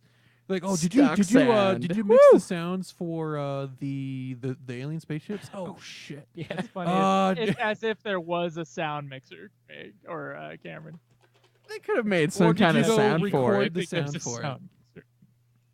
Or something, just anything. But no, they just used the old World War I plane sounds. Yeah, it's pretty bad. And like the machine gun thing, I laughed at, and I was like, "Why are they using a machine gun in space? Like we have lasers. I've seen them." They're just like, "Fucking here we go, get the 50 cal." Oh yeah, and then they fucking like broadside the enemy ship with like 50 nukes, which was fucking awesome. Yeah, it was awesome, but I mean, even for an action movie, like I still felt like the action was It was a little lame. It was extremely lame. Man. I know ships in space are supposed to be like submarines and stuff like that, but I always thought them more as aircraft carriers. But like the whole submarine thing was really strong with this one. Yeah, Tubes okay, it was. 1 and 2 are ready to go. Torpedoes away. Yeah, And even that was I'm like- surprised you didn't look at it. There's like little teeny propellers on the back of the torpedoes. Just- and they've got like periscopes that they're looking out through and shit. We gotta go silent. Get the periscope. Oh man. Yeah, I don't know. So this movie was bad, right? Yes. Yeah, yeah. it was bad. Like it's really bad when you can't fucking follow the plot at all. Well, I couldn't follow the plot of the first Mission Impossible for like the first 12 times I watched that movie, but it's still a good movie. So I wouldn't necessarily say that, but you have no emotional attachment to anything. So if anything happens to the Dude, character, yeah, I honestly thought the Fair. black chick was gonna magically be alive somehow. Like that's kind of the vibe the movie gave me, is that no real consequences are gonna That's funny. actually happen. Another the wooden thing. dialogue connection between those two characters, Ramen Head and Sid the Sloth, they were honestly the strongest like pull Yeah. in that movie, and it's still like timid. Yeah. And I like when she died though, and said she died. I'm like, well, they got that over with fast. Yeah, I was They like, always die shit. first. Yeah, Okay. they didn't waste any time getting that done. That is true. The minority or the black people do die first in like all the horror movies. Was she the only one? Of like the people who fly, like the people you tried to care about. Yeah. No, for like the black people? Oh, black people. Yeah. She's Yeah, the only she's one. the only one. I All right, think so so, like yeah. this universe and Star Wars have a similarity where there's like no black people. Yeah. Okay. Yeah, except for she Oh, it's wasn't. kind of like Utah. Yeah, Yeah, I Star guess. Wars. George Lucas was in Utah. When Space he wrote is space is Utah apparently. yeah, really beautiful, but the people Them are damn assholes. pilgrims. Yeah, those fucking pilgrims, man. We had to kick them out, and they walked all the way to Utah, also known as space. Yeah, dude, it's I don't know. I think it's well deserving of its 10% on Rotten Tomato, which isn't the lowest. Who gave it a positive? What did they say? I don't know. Let's pull up a couple reviews here. That's a good question. That is a good question. It's not the lowest rated. It No, actually Mortal beats Kombat it. Annihilation has like 3%. I still think the Emoji Movie is less than this one. Well, you actually saw that? No, I looked it up on Rotten Tomatoes. Oh, okay. Like, there's a bunch of movies that are supposed to be really good out right now, and you saw the Emoji Movie. I did not see What the the Emoji Movie. fuck? Oh, speaking of movies, Dude, while I he's want to searching see for Dunkirk this, so bad, and I'm just like, Oh, yeah. I'm so waiting for my paycheck so I can go watch. Yeah. So, okay, it's got a 10%. Here's a 3 out of 5 from Empire Magazine. all right, just to 3 out of note, 5. the Fairly top popular. critics for this movie, it's 0%. Oh, what? This is horseshit. When I click on the link, it gives it 2 out of 5. They lied. So it says, wow. it says Email when, Rotten Tomatoes. yeah, when Mark Hamill, star of the interactive PC game series upon which this is based, won't turn up for the film spin-off, you have to wonder whether the Force is with you. It's As not. it turns out, this latest sci-fi desktop twixt vicious alien horde and a mismatched cadre of dowdy human types isn't that bad. What? It's not that bad, but he Yeah. only gives it a 2-star. Yeah, playing up the military angle is the best movie, but this and some excellent incidental effects can't completely disguise the shortcomings. Namely, Prince Jr. unable to cope with the ham-laden script, the rather faceless enemy removing much of the peril, and what It's appears not a to be positive review. a spot of butchery in the cutting room. No, it isn't. So this is a lie. I'm gonna have to talk to my person over at Rotten Tomatoes and be like, "Hey, this guy gave it a 2. That's not positive." Yeah, I think that's the only positive one, right? No, there has to be more. There are 3 pages. Oh, Wing okay. Commander incorporates a few twists on the space movie genre. I like what- the what twists? unpretentiousness of it all. The unpretentiousness, the talk about balls, is that all what they're the referring guy, to? All the French guy was pretentious. That's true. Yeah. He was like so circular in his storytelling too that he actually, of course, circles back on himself and goes from like God-fearer to atheist. You're a in 2 pilgrim hours. too? Why did you ever tell me? You never asked. He's like, you're right. I Asshole. never did ask you. It's my fault. It's my fault for asking whether or I'm not just you're of a going through- specific race. I'm Hey, just are going you through one this of the- I'm just going through this crisis because I'm half pilgrim and I didn't even know I had someone I could confide in right here. Yeah. So Are you one of those people everybody hates too? And he's been with that guy for like forever Yeah. too. Like it's like, what the fuck? you never asked. Yeah. Well, fucking fuck me, right? You're right. I didn't ask. You fucking ass. But he's cool with it. It's like, yeah, I guess you're right. I didn't. Yeah, I did. Yeah. You're right. I did. Oh shit, you got a point. Man's got a point, everybody. Fucking logical. Yeah. So It's not where? faith, man. It's genetics. Yeah. Where do you guys rank Wing Commander? Bottom, very bottom. It's you're right. It's not fun past like the first few minutes of like, what is this stupid thing? Past honestly the balls conversation, it's no longer fun. So it goes from terrible and kind of fun to just I don't know, my brain was turned off and it was boring and I had no more notes to take. So No very more- bottom. No more fucks to give about the Scooby Doo's fucking casting being in this. None. I would piece of rather watch shit. Scooby Doo. All right. Yeah, probably. At least Matthew Lillard had the And decency the to be special high effects for are the whole better. movie. Yeah. I was really laughing at the Scooby Doo references I was making too. I was like, Scoob, it's a ship of cats. I was just thinking that in my mind. Yeah, dude. Like there was one part where like Fred and Shaggy were having that tender moment, like in the beginning, kind of when he was telling him not to wear the cross necklace. Yeah. And I was like, in another life, we'll be detectives with 2 girls and a talking dog. It'll be a good life. A better life. Yeah. We just got to make it through this shit, man. I'll be high off my ass Like all to the see time. and them reunited at like the reading for the Scooby Doo script. They're like, dude, remember that terrible movie we made that no one saw? Yeah. Yeah, that'd be a great conversation. Oh yeah, that was fucking horrible. It was a one shot. They didn't stop rolling the camera the whole time. Oh, dude, I didn't know that the Freddy guy had actually married Sarah Michelle Gellar, but like one of the parts that like at the very beginning, the Shaggy guy saw like this blonde chick, and he's like, "Ooh, I spot a blonde," and I'm like, "No, Freddy doesn't care about any blondes unless they're Sarah Michelle Gellar." Yeah. Neither do I. What about you, Cameron? Where are you going to put this one in your rankings?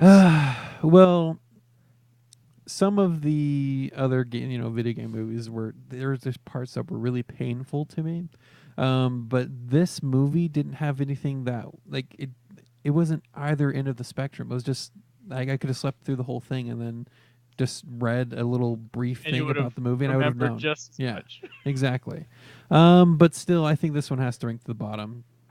Yeah, it's the last one. Couldn't even hear half the fucking movie. Okay. All right. Greg? Yeah, I agree. It's got to go on the bottom. I mean, there's nothing about this movie that would draw anyone. Like, I can't fathom anybody that says, I want to watch It Wing obviously Commander. didn't draw anyone. So, Yeah, I know, but like, I could imagine somebody wanting to see Double Dragon over this, and that is terrible to me. So yeah, it's like it's gotta go at the bottom, man. Like it was super boring. I had to I like did laugh a lot more at Double Dragon. I only laughed out loud at the I cook breakfast line. yeah, I can fly this and still cook you breakfast. Yeah, I did laugh out loud really hard at that line. I was like, what? I laughed out loud really hard at the Celine Dion moment.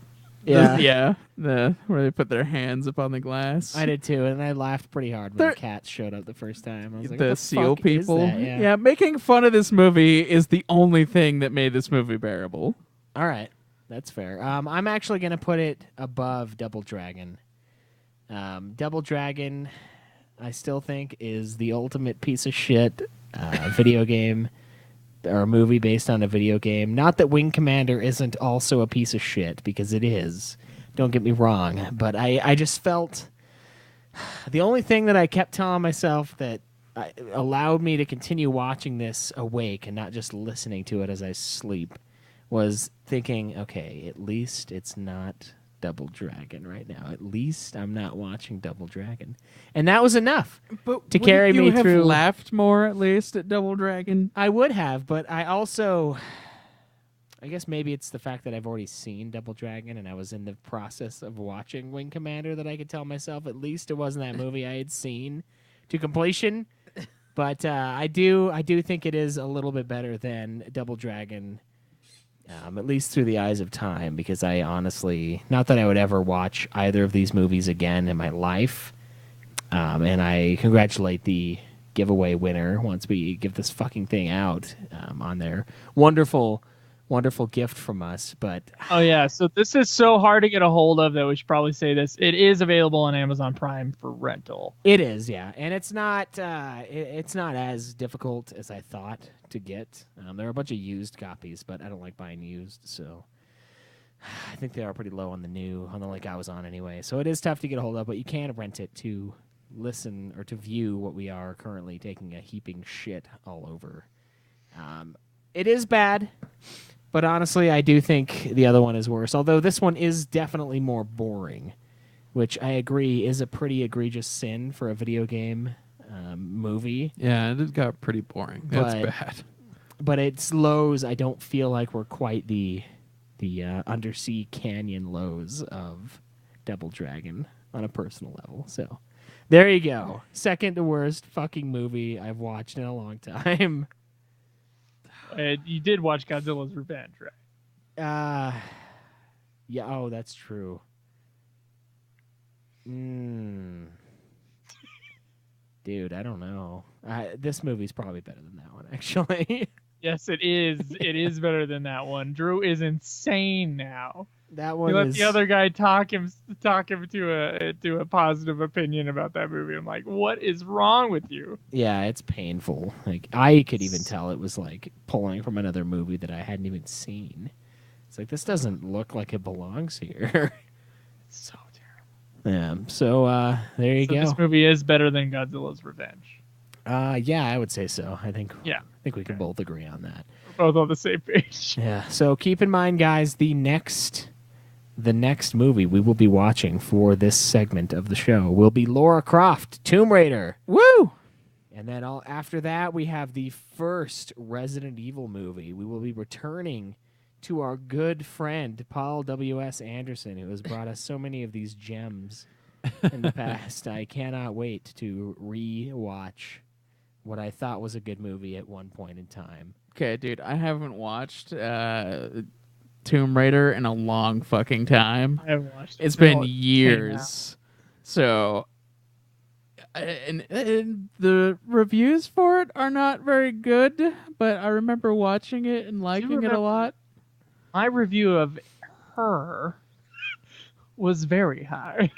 Yeah. Yeah. The funny thing is, this guy, the guy who directed Tomb Raider, his name is Simon West, and he's the guy who directed Con Air, The General's Daughter, Black Hawk Down. No, he was an executive producer on that one. It's like, that's Ridley Scott. Yeah, sorry. No, Salty. Excellent. I think that wasn't Salty. Oh shit, that's 2017. I thought that was.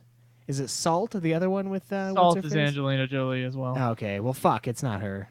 Or it's not him. Expendables 2, that's a classic right there. A classic? Yeah, The Mechanic. Oh, okay. So he's into action movies with either super hot chicks or balding men.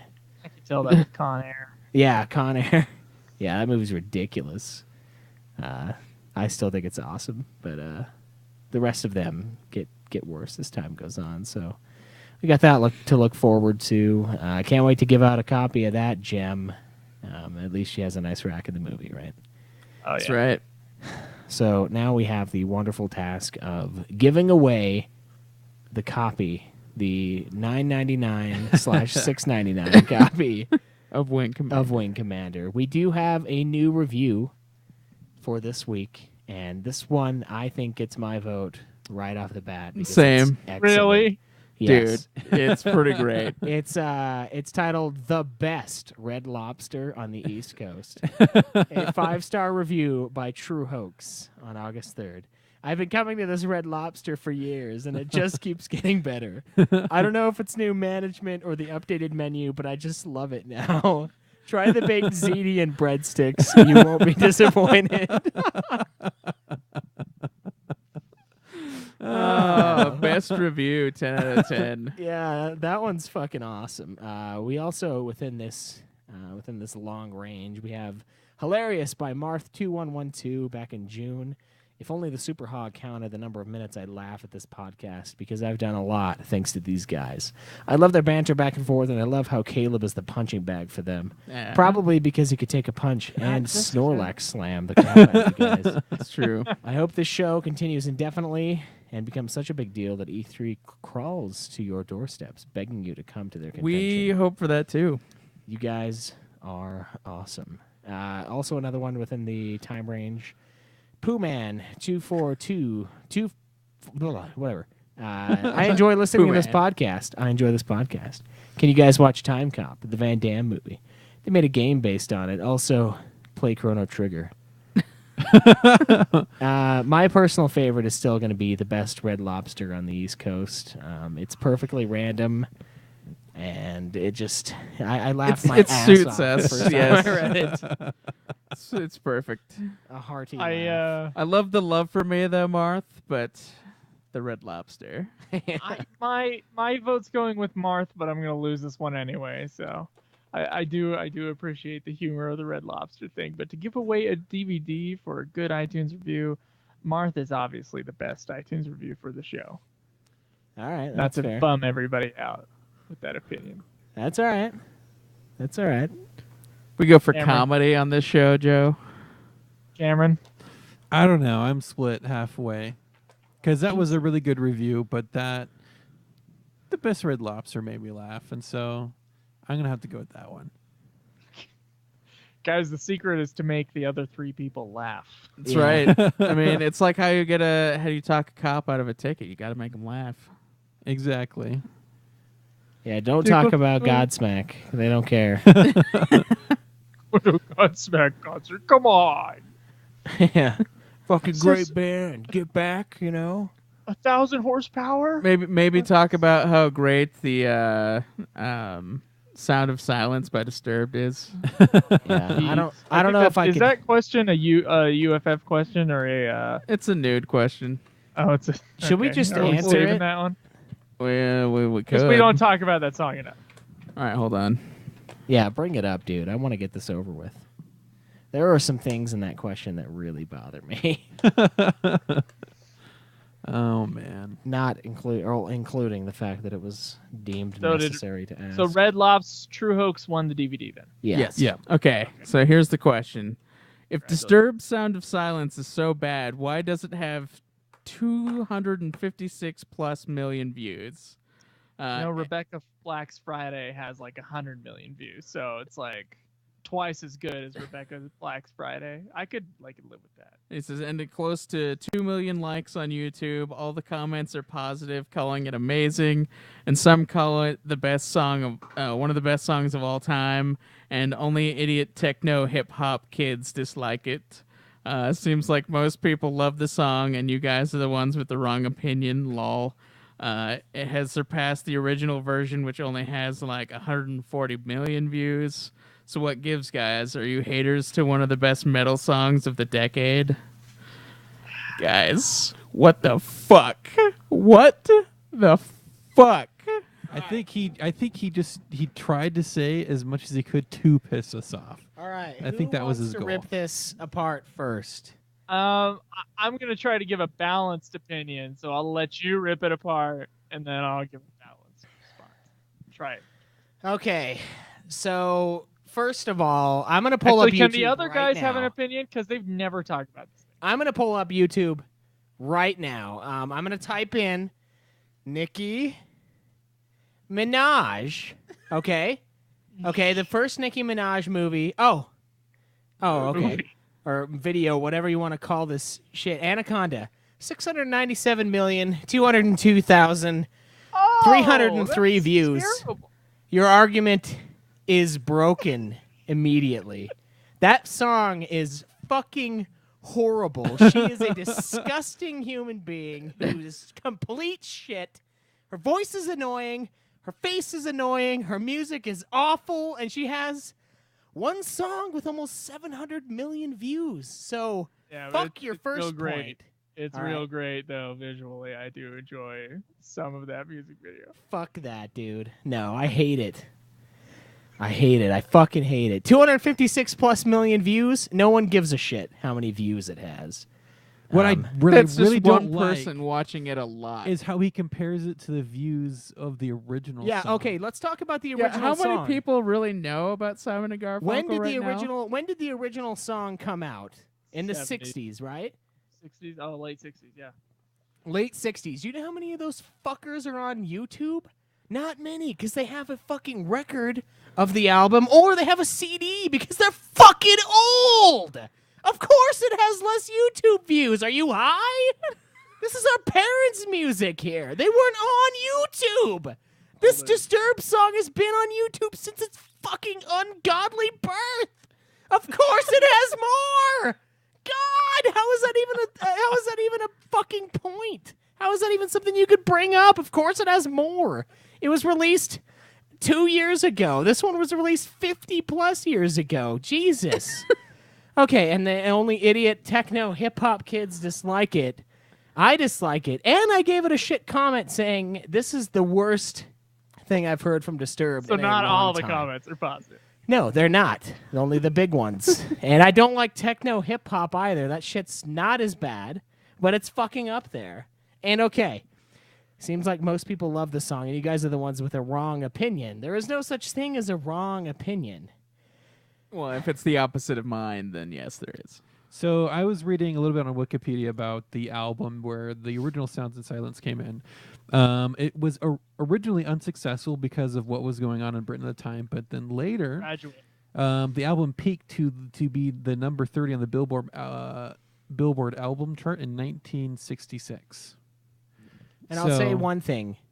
They can hit the notes.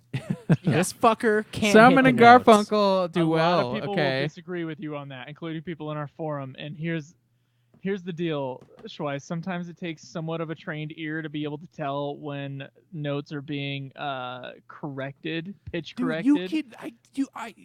I can hear the auto-tune Yeah, so dude. clearly in this song. And it's not a fucking metal song, all right? Disturbed hasn't been a metal band since they released their first album. I would say they've been hard rock since then. And even if they were the most metal thing of all time, even if this was a fucking Lamb of God song that sounded just like this isn't a metal song, man. This is a remake of a fucking Simon and Garfunkel. The genre doesn't follow the fucking artist to the grave. Every song that a metal fucking band releases doesn't have to be metal. And this isn't a metal song. No, it's There's not. no metal at all. Just some asshole that used to sing metal and can't sing. He can't make Okay. it, dude. His balls need to drop about like 6 more inches before he can hit this fucking notes in the song, and it's awful. It's not that he can't hit the notes. I studied this song today because of this question. I was getting ready for it.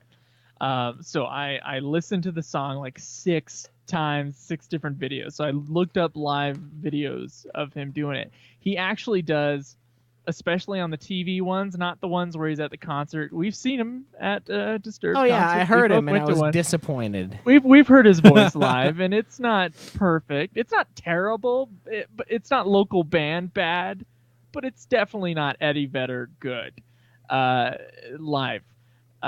So there's some versions out there where he's, it's a little rough. His Conan performance of the song actually was pretty good. There were some flaws in it, and it was nice because it made him sound human and not like a robot trying to switch between very deep notes that he is obviously struggling with. not because he's a bad singer, but because he's like a couple notes lower than where he should be. And I don't think I have issues with the song. I have issues with his voice singing the song. I think I can hear the auto-tune to death. It sounds like a Britney Spears auto-tuned album, and it's just not. It doesn't work for me with his voice. He has a much higher vocal range than that, or a higher voice than that, and it just sounds so forced. And I don't know, man. I don't. And let's be clear, guys. The only reason that you would like this song is because you like Simon and Garfunkel. Okay. That's just what this means. Yeah. now. No. So the trend I'm seeing are the people who like the song do not like Simon and Garfunkel. Don't know who they are. have to like Simon and Garfunkel because this is Simon and Garfunkel. I've looked at this video and of the Disturbed one, and most of it like, oh, this is so much better than the original. I'm like, I'm about to fucking bitch slap you through the screen. Okay, nobody is better than Simon and Garfunkel at their own songs. Okay, No one's better than no one anyone is at their better own at songs. Simon and Garfunkel with their own songs. Unless the artists themselves say that this song is no longer mine. Yeah, The with cover like the is Johnny shit. Cash situation. yeah, Yeah. that's it. That's the I'll only tell time. you, That's like Something- the only time. I guess I can see why people like it, but there is like, I knew the original song a lot because I watched The Graduate a lot, and it's like a huge part of that soundtrack, and the meaning behind the song is a huge part of that soundtrack of that movie. So when I hear a cover of a song I really like, I cringe already. So I'm ready to cringe at a cover of a song I already like love. And then his voice is produced to death. So there's another thing that adds to it. And I just, I can't like it because all I hear is too much production. All you hear is the industrialized thing that Disturbed has become. There is no raw music in there. There hasn't been the whole time. It's perfectly timed. It's perfectly everything, except for the auto-tune is horrible because he can't get that deep. He just can't. It's not Auto-tune possible. is fine. If I you can't do it either. tell. My balls haven't dropped enough to sing their song to fruition, but I'm also not getting like shit on for my version not being beloved by the masses. Like For some reason, this, okay, and I swear to God, if anyone else tells me otherwise for this other song I'm gonna bring up, if you like the fucking Five Finger Death Punch version of House of the Rising Sun, you can Or a fuck Bad off. Company. You can fuck off, man. Or Bad Company, so- yeah. Fuck that too. Fuck them all, man. God, Or this. Holy Diver by Kill Switch and Game. Oh yeah, that's horrible. That was Killswitch horrible, sucks too. ass. They suck ass even on the album. They can't even auto-tune that out. It's just too bad. No, they can't. I'm pretty sure Kill Switch doesn't auto-tune because I don't think he's ever hit a correct note in his life. Yeah, there's but nothing to he's tune also to. swallowing the mic. Yeah. And you know what? Benny King's version of Stand By Me, way better than the one in 15. Agree with that too. Yeah. All these covers that everyone loves so much. Yeah, so I do agree, though. Popularity doesn't make it good. Nicki Minaj is a great example of that, unless, of course, you do think that she is good, in which case I have nothing else to say. Metal band doesn't make a metal song. I can't believe, though, me and you, Schweiss, we both looked at each other in disgust listening to the song for the first time. And it surprises me how much people like it because we had that experience twice. We were like connecting on a, this is terrible. What has happened to this song level? Yeah, and then I look online and it's just praise, and I'm like, what? Am I in some like fucking Twilight Yeah, Zone alternate shit here? universe? Like what? Yeah, we're in is some this- alternate universe where no one can hear anymore. Like the senses have been truly dulled, and No they one hear with can their hands. No one can hear, and no one has heard the original song. Yeah, and everyone reads with their ears and feels with their fucking eyes and hears with their tongue. That's what happened. That's what Oh, you I do woke read. up one day and we both accessed some fucking portal to the sick world that we live in now. Where fucking nothing is anything and sound of Silence by Disturbed is better than the original. It's crazy. I also think like it's too epic, like for the song, because he tries like having all this like crazy strings and and the drum and like, the people and they parade. That thing that goes on in the middle of that song, but like the Simon Garfunkel song, it's like a quiet, beautiful sadness song, and it just doesn't match the mood, the right mood for the He tries to lyrics. turn it into something that it's not, and I don't like it. Yeah, you know what? If you like it, I understand why you like it, but I cannot stand the auto tune. Yeah, I can mildly enjoy the live version of the song, but I can't take his auto tune. Yeah, and if you can't hear it, then there's nothing that can be helped. It's just, if you can't hear it, you can't hear it. There's no convincing in the world that can make you hear something that's so clearly there to Joe and I. It's like people who can't see motion blur on TVs. Like, plenty of people have no idea what I'm talking about when I see it. Yeah, it is that. It's like that same thing. Yeah. It's like we are in a world where no one can see or hear. God, like I want to do like texture tests. Be like, is this rigid or is 60 this hertz bumpy? is not enough for a TV. Yeah, It's I not can enough. see it. It looks freakish. It's like frame by frame, like fucked up, man. But all these people, no one notices, and they buy them. I see them. What motion? I see him buying the $6,000 TV or like $2,000 TV. They go that for the just screen size, and that's it. They're like, hurts oh, to look watch. how cheap and big this huge TV is. I'm like, yeah, but it's fucking trash. It's like I'm vicariously experiencing what's on the TV through another body. That's what that shit looks like to me. It's fucked It looks up. like video. Bad, dude. Yeah, that's what this is. It's the audio version, the audio equivalent. Pretty soon they're going to be like, I heard you guys talking about how asphalt is rough. It's smooth out here. Like it just feels super smooth. Like it's just going to get more and more Frictionless. Yeah. We Or have an asphalt conversation. duct tape is smooth. I don't know what you guys are talking about. Like the ridge on the duct tape, the little lines of fabric inside the strings. That doesn't exist. Like we're going to find out that we did wake up in some fucked up plane of existence where we have a listener base that also cannot hear or see. Well, if they can't hear, then they can't hear us. So It how sounds do we have a too listener produced, base? and it's the same reason I don't listen to pop. Yeah. Like in general, I just don't listen to pop because it's too produced now. It wasn't too produced in the 90s because they didn't have the pitch correction like they do now. So they didn't like pitch correct the whole song. You don't hear a Christina Aguilera song like pitch corrected to death. But now you do hear almost everything pitch corrected to death, and it all sounds. I can hear the electronicness of it, and it doesn't sound good to me. When metal bands do the same thing, it's even worse because it's like an affront to metal, which is like all about being raw and heavy and. Yeah. But Disturbed's And- never been about that. That was kind of the problem. Well, I would say Down with the Sickness is a pretty stripped down kind of rap rock record. Yeah, like a new metal. Yeah, it is. And 10,000 Days is a really or 10,000 Fists, excuse me, is a really produced album, but it's not the same. No, it it's- ain't the same as this song is. No, it isn't. And it's almost like their Black album. It's like when they kind of chilled out and just like, all right, well, we're rock now. To me, anyway. Other people still think they're metal, but I don't know. Their first song on the new album is pretty heavy. Yeah, it's awesome. Yeah, the songs that are named after that the albums are named after are always great. They know what their Asylum, great song. They know what their best song is. That's for damn sure. Except for maybe 10,000 Fists. 'Cause I think Stricken is the better song. But yeah, I just don't dig it. Like, and it's fine if you do, but popularity. I just get tired of Disturbed real fast. whenever At I listen to 'em. least Yeah. it's not the light. It's like That's true. If you ever just listen to a whole bunch of Disturbed, like if you go through an album, just hit the skip button. Every song starts exactly the same way. A lot of them sound the same. So if you're gonna listen to Disturbed, like space out the listenings. Yeah, I tried to do my Disturbed posting but the album ranking, and I couldn't do it.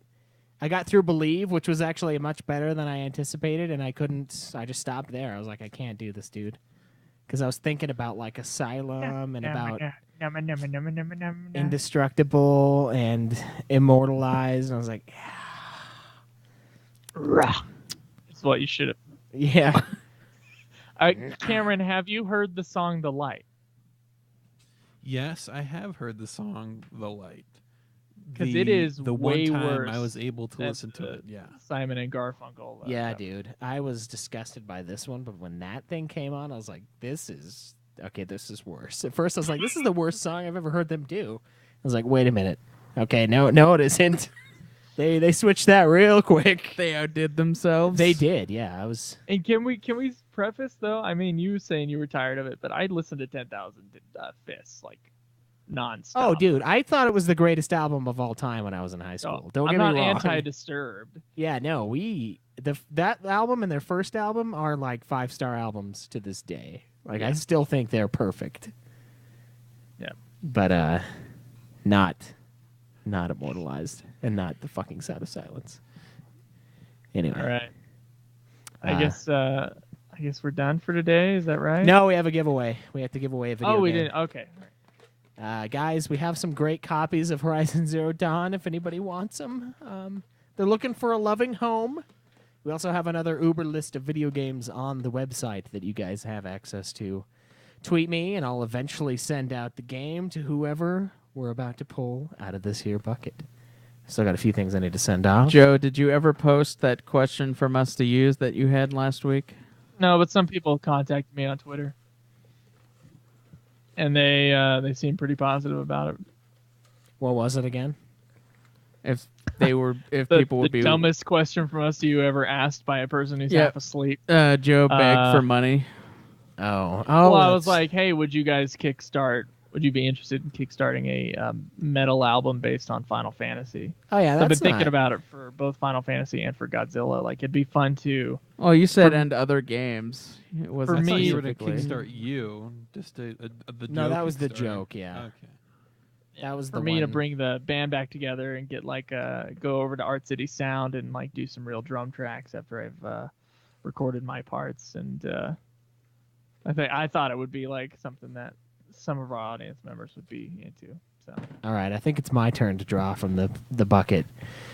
I'm shuffling. Bucket of truth. I'm shuffling. I've got everybody in here. Got all the people, the great people. should look at your camera angle The and best see people. what shuffling looks like. People. Shuffling. Oh God, it's getting real wet in here. And the winner. No, not that one. Not that one. Okay. Oh shit! An underdog Rigged. for the win. You rigged, Caleb. No, Yeah, it's not rigged. You held one and said that's not it. Well, had his he eyes didn't closed, I was look watching at it. I said You don't know that. you would do I well. was looking at his eyes. His eyes were closed. I said you would do well in Slytherin, and it said Gryffindor to me, and it ruined the whole fucking movie. The winner of this month's giveaway is our very own Steven Westerfer. Steven, Wow. tweet me out, man. Tweet me out. And oh yes, tweet the shit out of it. Let me know what game you want. We got the list on the site. I think Horizon Zero Dawn is on there. If not, it is available, unless, of course, you've already bought it due to our awesome review of the average game, according to some. That's right. Let us know what you want. We'll get those sent out. Congratulations, and thank you all for your dedication to our podcasting projects. Of course, this is a drawing based on the Patreon, a great place you guys can support our show. We got some cool goals that are up and coming. We've got some great reward tiers on there. And you can check that out at patreon.com/NudeClanGaming. We have our Twitch stream where we live stream the episodes and the games. Caleb and I have been doing quite a bit of streaming lately, actually. So you can hang out with us there at twitch.tv/NudeClanGaming. You can go to our YouTube channel. You just have to type in Nude Clan Podcast and into YouTube. We don't have our custom URL yet because we don't have enough fucking followers. You can find our Facebook page at facebook.com/NudeClan. That's nude, NEWD. Again, you can tweet me at UFF Podcast. Me, Joseph DeGolier. Me at Nude Clan Cam. And me at Obsidian Bar. Of course, you can find this and so much more at, what is our website? audibletrials.com/NudeClan. audibletrial.com/NudeClan, where you can find our forums, all of our other goodies. Hang out there. The other link to that was nudeclan.net, by the way. Yes, of course. If you so desire to go to the other site that we have available. So yeah, thank you guys for hanging out. That's about it. I ain't got nothing else. So All right. See you next Enjoy week. the nude. May the list go on. live always in the nude. Yeah. I said. Oh. He's just being.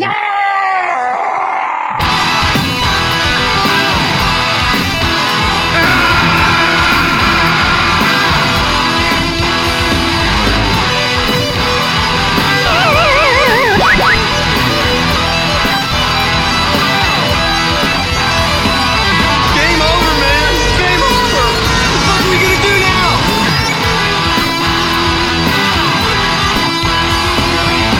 Too bad you will die.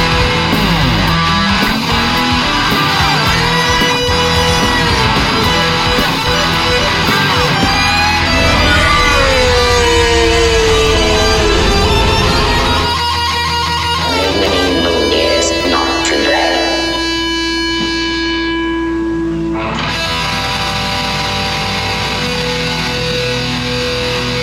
How about a nice game of chess? Awesome. Thank you guys for hanging out on Le Twitch. Joe and I are going to be back in a couple minutes with some Ultima Final Fantasy, so stay tuned.